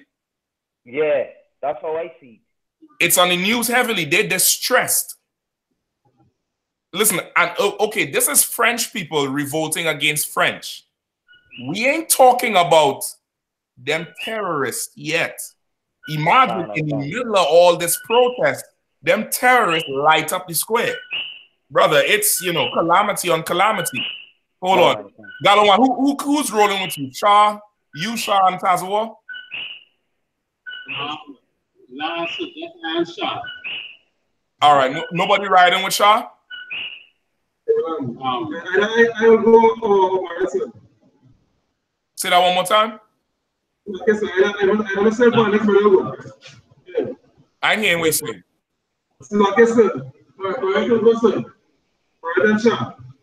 Okay, Galawan, you go ahead, because I want to make sure I finish this off, and I want you to reach late. All right, you all go ahead and roll. All right, we could always just call me later on once it gets up. Later on once you get a chance. All right.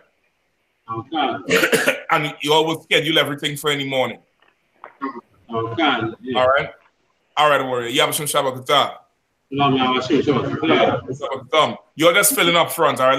Let's just finish this. But I want them brothers to go ahead and get on the road. All right. You'll hustle up, take whatever you all need to roll, and y'all could go ahead and head out.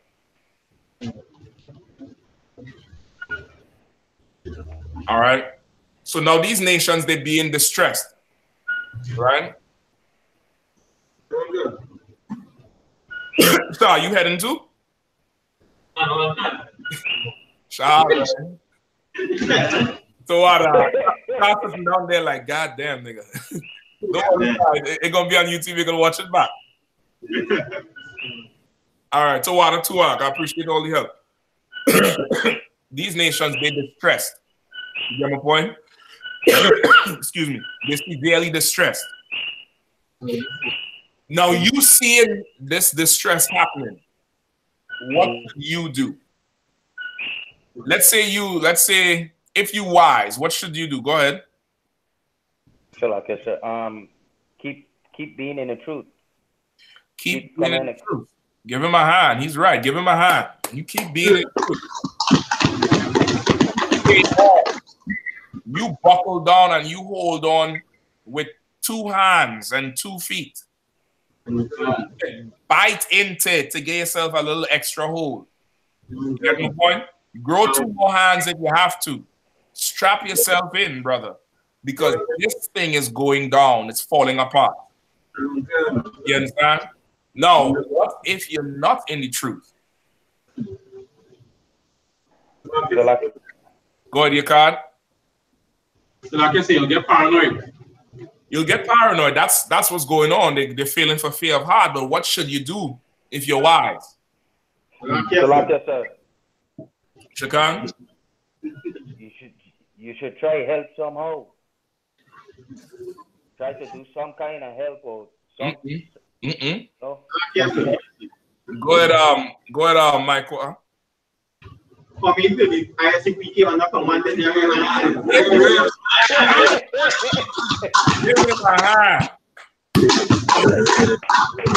Right now, if you're a Christian, you're a Muslim, you're a Baptist, and you looking and you've been praying for peace.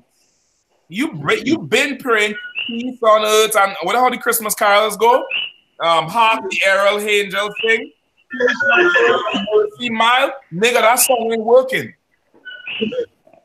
So what are you thinking? You should go ask your pastor. Well, listen, pastor, we've been singing and praying this thing forever, and there ain't no peace. There's no peace to keep. What shall we do? And your preacher can't give you an answer. You should go find them roughnecks yelling on the corner, the white man is the devil. America is falling. Babylon is falling. Christ is black, and he's going to come and burn this kingdom down. You should find those men, because those men are telling you the truth. Go ahead, your card. Go ahead. These men are only for the blacks, Hispanics, and Native Indians. That's the next thing. There's no salvation for the French men. The French had their revolution. The British had their revolution. America had their revolution. This is our revolution. And our revolution is the greatest. It's the most peculiar. You know why? We don't have to revolt against nothing but ourselves. We just have to revolt against the spirit of love to put in this place. The other nations, they will burn it down. They will start the war. They will rise up against each other. We don't got to do none of that. You get the point? We don't got to do none of that. This is the stage of our revolution. Give me Revelation 21:1. Shakan, you probably want to put it down on mute. I hear all them doors closing and Shalakia, I was trying to get my charger so it don't dead on you. No sweat. No sweat. All right, I hear ya. Give me Revelation 21:1 real quick, please. Revelation chapter 21 and verse 1. And I saw a new heaven and a new earth, for the first heaven and the first earth were passed away, and there was no more sea. You understand? I saw a new heaven and a new earth, because the first heaven and the first earth was gone. That's what's happening now. The heavens are shaking. You get me? The heavens are shaking, and there's no more sea. There's no more of them nations rebelling and protesting and lighting shit on fire. All that's gone. Why? Why? You can't. Because the Most High has destroyed the heathens. And a black man is ruling. You understand? Remember, we read in the French Revolution how Napoleon had to come in and, you know, be a dictator and stop everything. Well, Christ gonna step in. Go ahead, make a sign, light a fire. Go ahead, do it. You're gonna be nailed to that sign. You're gonna be the fuel for that fire in that day. I always say, somebody protesting the kingdom quick. Let's see a tongue get cut out. You understand?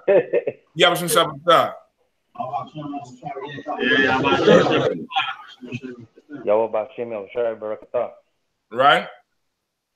That's what's happening. A new kingdom is going to be established in the out of the ashes of this old one. You understand? Out of the ashes of this old world, a new world will be established. But the Christians don't know it because they're into idol worship. They worship a false god. You mean the Apocrypha, Wisdom of Solomon, chapter 13 and 10.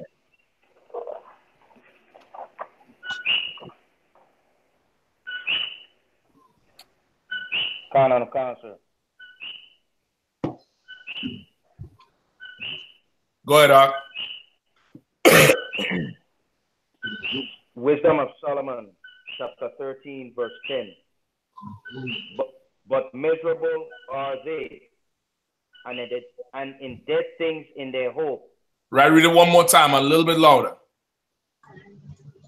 But miserable are they, and in dead things is their hope. Who call them gods, which are the works of men's hands, gold and silver, to show art in and resemblance of beasts, or the stone good for nothing, the work of an ancient hand. You understand? The reason why people are sad and their heart failing for fear in these times, miserable are they, and in dead things is their hope. You understand? These Christians, these Muslims, everybody who's into religion, you are losing your mind right now because your hope is in something dead. Your hope is in a dead thing. You understand? Your hope is in the white man's court system.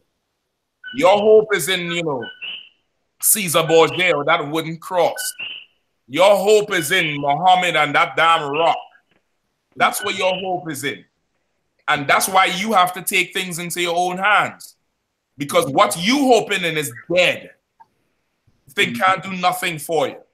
Our hope is alive, though. The man who hears our prayers is alive. That person, that thing we pray to, that name we call, that person hears everything. Everything, and I've done seen him hurt the enemies of our people. I've done seen him hurt them. Go ask the people in paradise right now. Go ask them. Ask them how does it feel.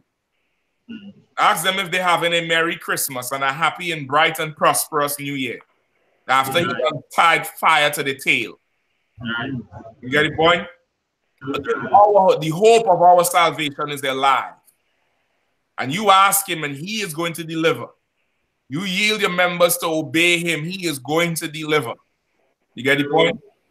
That's what we do in these times where all these things, the world is falling down around you. The world is falling apart around you. And you outside the truth, you in the world, you are going to fall apart with the world because you are of the world. In here, we are in the world, but we are not of the world. What happens in the world does not affect us. You get the point? Oh, they got business down, they're firing people? No sweat. All right, cool. No sweat.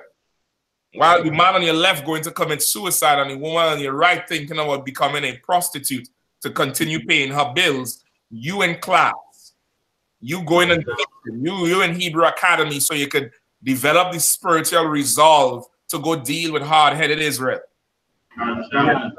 While they're closing down while the world's food sources are spoiling rotten, tomorrow you getting ready to go up on the port and get how much barrels of food to go down to Steelers and feed people and do the job the politicians not doing. We not like them. Our God is alive. You get the point? The king we serve is a mighty man. We don't hope in dead things. And we understand that this is the beginning of our salvation.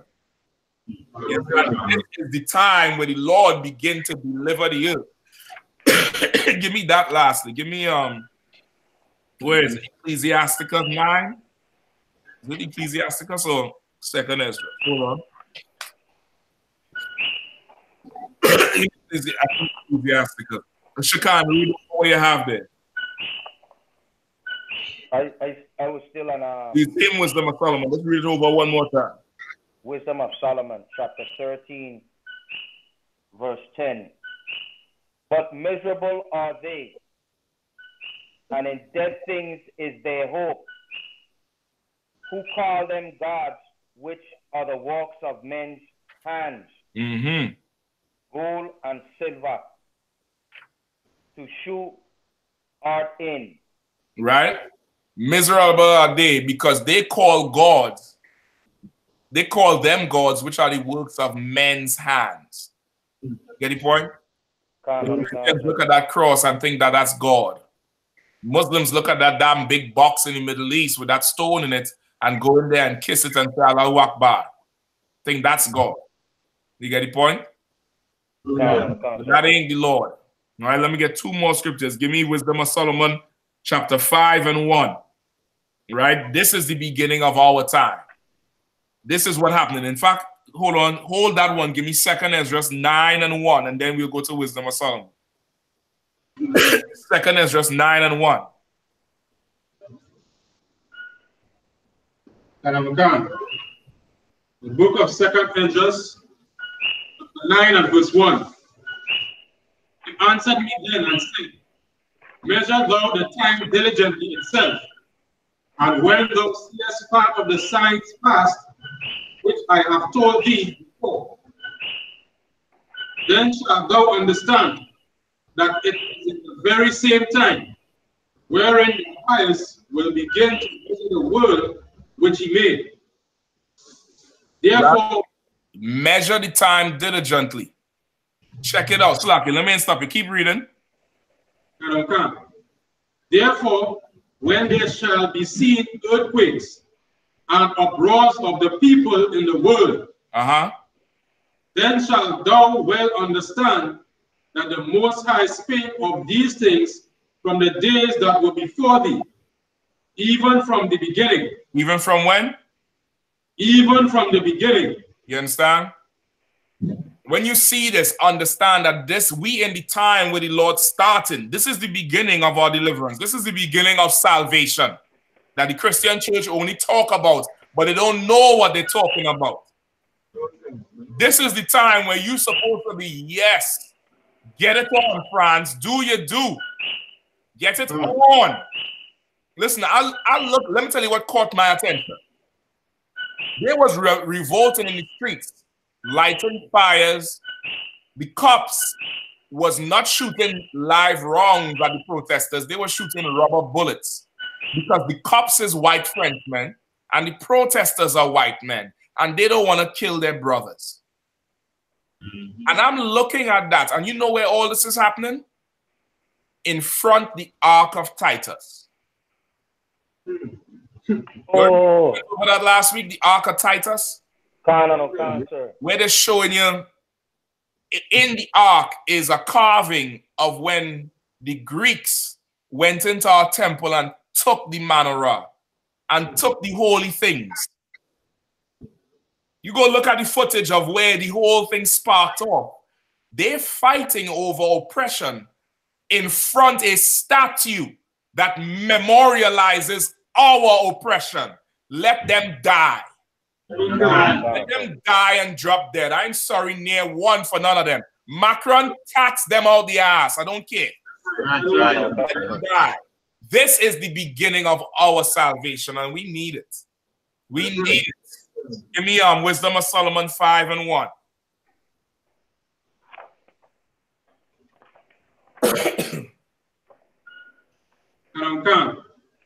Wisdom of Solomon, chapter 5 and verse 1. Then shall the righteous man stand in great boldness before the face of such as have afflicted him, and make no account of his labor. You understand? Then shall the righteous man stand in great boldness. In great boldness. They're going to come a time when them devils, them heathens, they're going to come up to us boldly. And they're going to meet a nation that is bolder than they are. You understand? And they're going to have to answer for not giving an account or not regarding our labor, for how much we done slave for them. And they do not regard it. They don't regard it at all. You understand? They act like it's nothing. Keep going.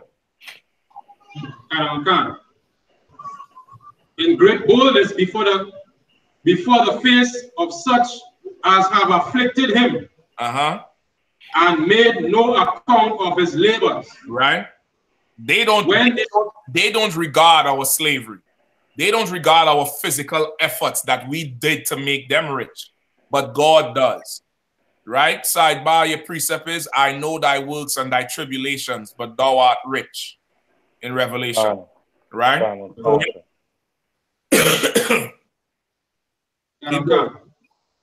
When they see it, they shall be troubled with terrible fear.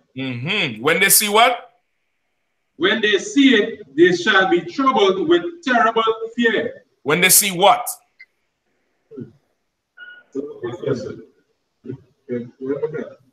Trouble.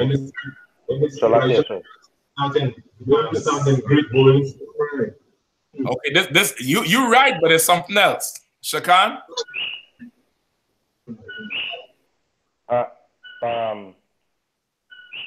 Well, when they get when people who oppress get fed up, they're gonna stand up, and they I guess like the white man gonna see he gonna see like a strangeness where he can't believe that we standing against him then. So remember, our revolution is not their revolution where they have to come together and stand against him. That's not our revolution. Read it one more time. Whoever was reading. When they see it, they shall be troubled with terrible fear. Go ahead. And shall be amazed at the strangeness of his salvation. So far beyond all that they look for. What is the it that they gonna see that they gonna be like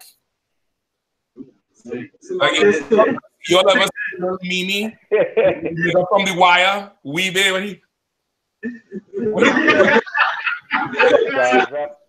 Whatever it is, they're gonna see it and they're gonna be like, what is the it? Tazo.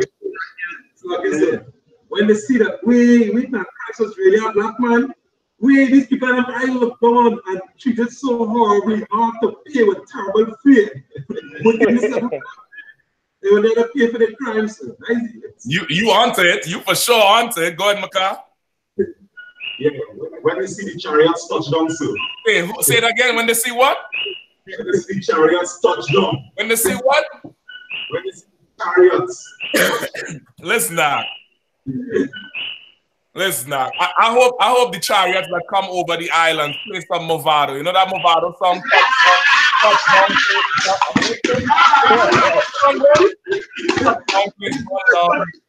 Touchdown, please. Listen now. You on the street telling them that Christ is back and he's coming back from the sky with 200 million angels in what the white man calls spaceships. The African figure is going to laugh at you and say you crazy. That right now, they believe in Gary Griffith more than they believe in the Lord. Right? Gary Griffith right now, he's Caesar Borgia. And they believe he's the savior. And the Lord does not like that. I ain't had to tell you what's going to happen next, but the Lord does not like that.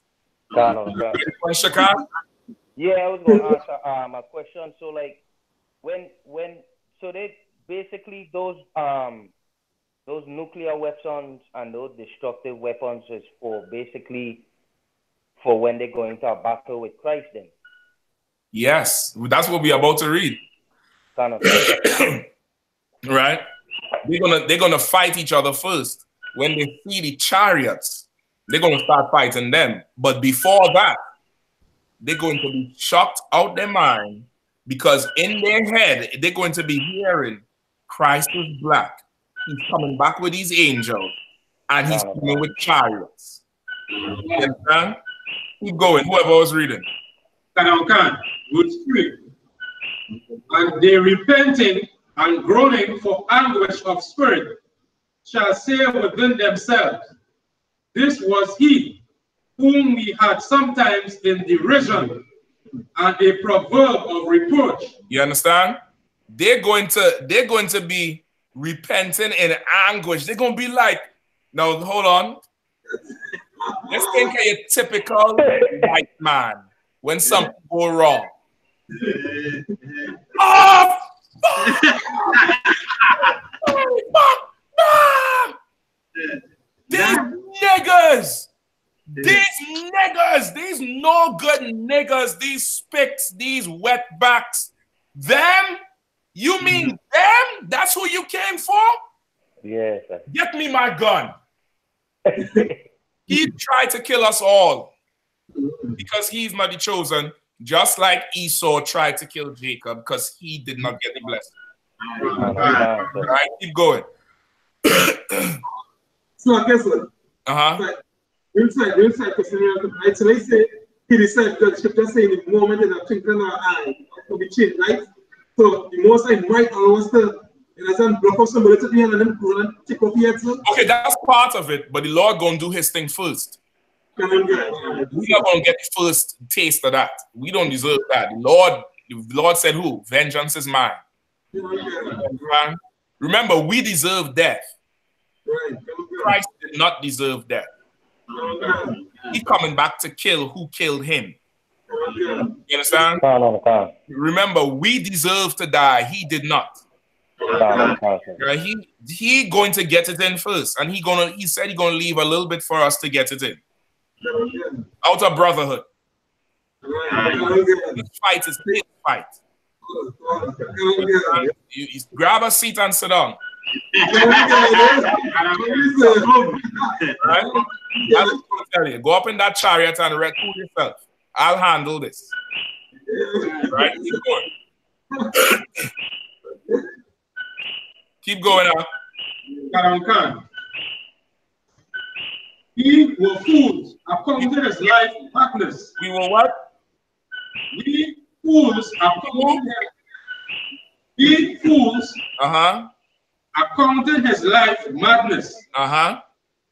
And his end to be without honor. Understand that, brother. Because what you're about to do very shortly, everybody's going to look at you like you're an idiot. Going to laugh you to scorn. Going to say you're crazy, you're wasting your life. I feel sorry for the brothers and the sisters who could not hold on. Who grew tired of being called an idiot. Who grew tired of being told they're stupid because they believe in the Bible and believe in some man who going up in the sky and coming back. I feel sorry for you all. Now, you all couldn't hold on because it's prophesied that this devil is going to call himself an idiot because he thought we were stupid. I'm waiting for that day. I'm waiting for that day when all the Republican and the Democrat, that shit don't matter. All the PhD scientists and doctor, that don't matter. I'm waiting for that day till he remove his glasses and loosen his tie and says, I am an idiot. These niggas was right. Going. Verse 5. How is he numbered among the children of God? And his lot is among the saints. You understand? The white man will never be able to accept it and understand it. These niggas, they are the children of God? Nah. How it is they numbered among the saints? That's why Christ got to kill them. That's why Christ got to kill them. Let me say one more thing. I was particularly disturbed this week when that bitch, excuse my language, who represent Trinidad in that Miss Universe thing, went up on international TV. And I think she's some doctor or something, or some MBA student. They ask her where she get the drive for her success. And this dog said, she's East Indian, right? This dog said, well, my people came to Trinidad as human cargo and started from the bottom.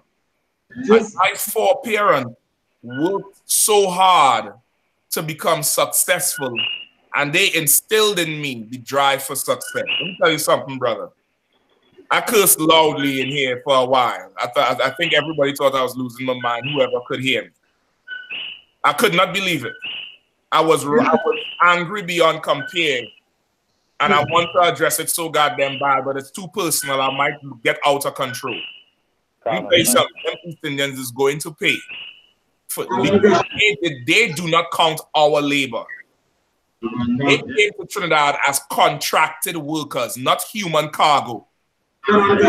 You understand? Human cargo. A human cargo is like an animal who is a human that you put in a cage and ship them. That's human cargo. You mother effers signed a contract with a wage. I was allowed to keep your culture and your language. Don't tell me nothing about you was human cargo. And low-key, that is a stab at black people to say, I came here after you, nigga, and now I'm over you, nigga. What's your excuse? No problem. When Christ come back, your head gonna roll. Right. When Christ come back, your head going to roll, and it's going to be glorious in the sight of the Lord. You can't. What you say? You got it. Had your hand up? Yes, sir. It's okay, sir. Sure. Continue. All right, no sweat. With that, who have the announcements?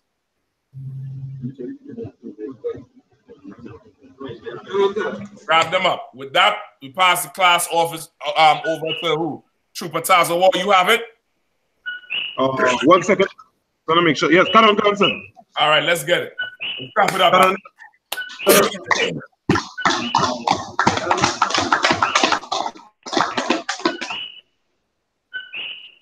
The announcements. We are the I.S.U.P.K out of 1 West, 125th Street, Harlem, New York, under command of GEN.YAHANNA. New rules for brothers and sisters. When a new brother or a sister comes into the school, they are off limits for 6 months. They are to be saluted only. They are here to shed themselves of the world.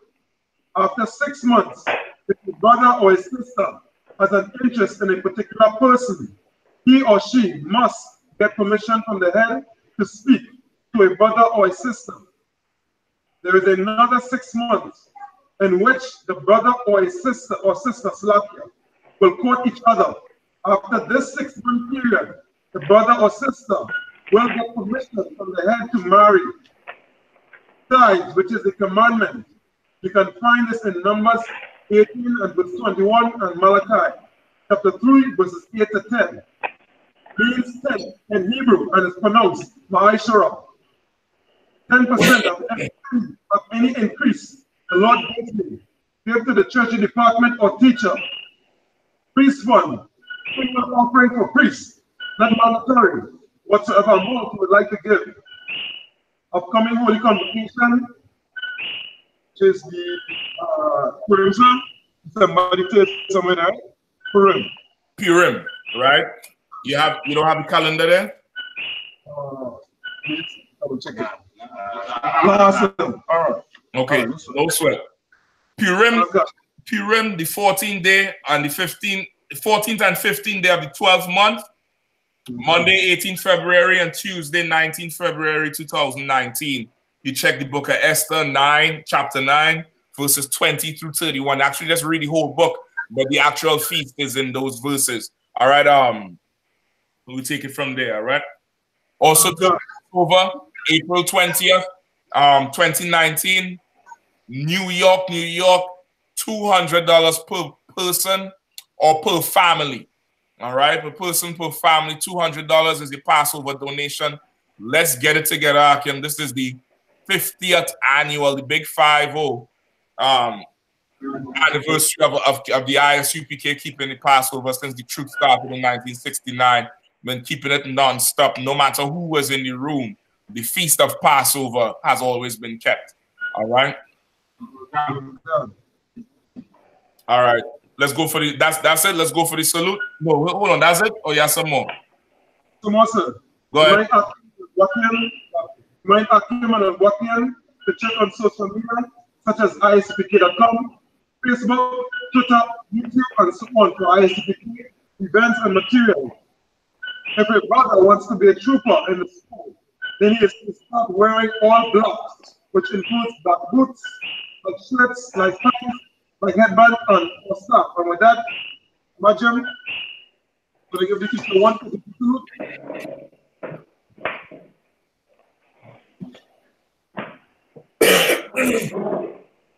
Television, I'm Majam Shabbat. Majam, Rock. Yahweh Shem Yahshabakathum. Okay. Yes, sir. So, if you turn on peace sisters, the vision. Let the sister stand, all right? That's it. Slack, it's on the phone. Oh, does the salute, sir? Yeah, the salute for the sister. She knows the salute? Yeah. All right, no sweat. Go ahead. Right. Sounds good. Bishop, Imagine Shabbat. Imagine Barak.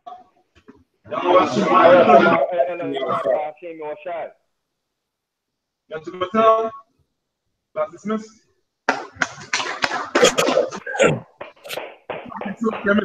Yes, sir. Okay, yes, sir. They know it's listen. Go ahead. They did it? All right, let's go ahead. Y'all go get it. They didn't do the salute?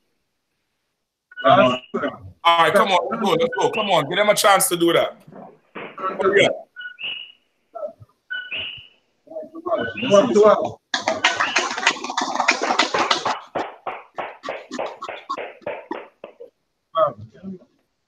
All right, yes, sir. All right, Shakan, Tawada, Yabashim Shabakata. Yahweh Shem Yahshabakathum, sir. Yahweh Shem Yahshabakathum. All right, bro.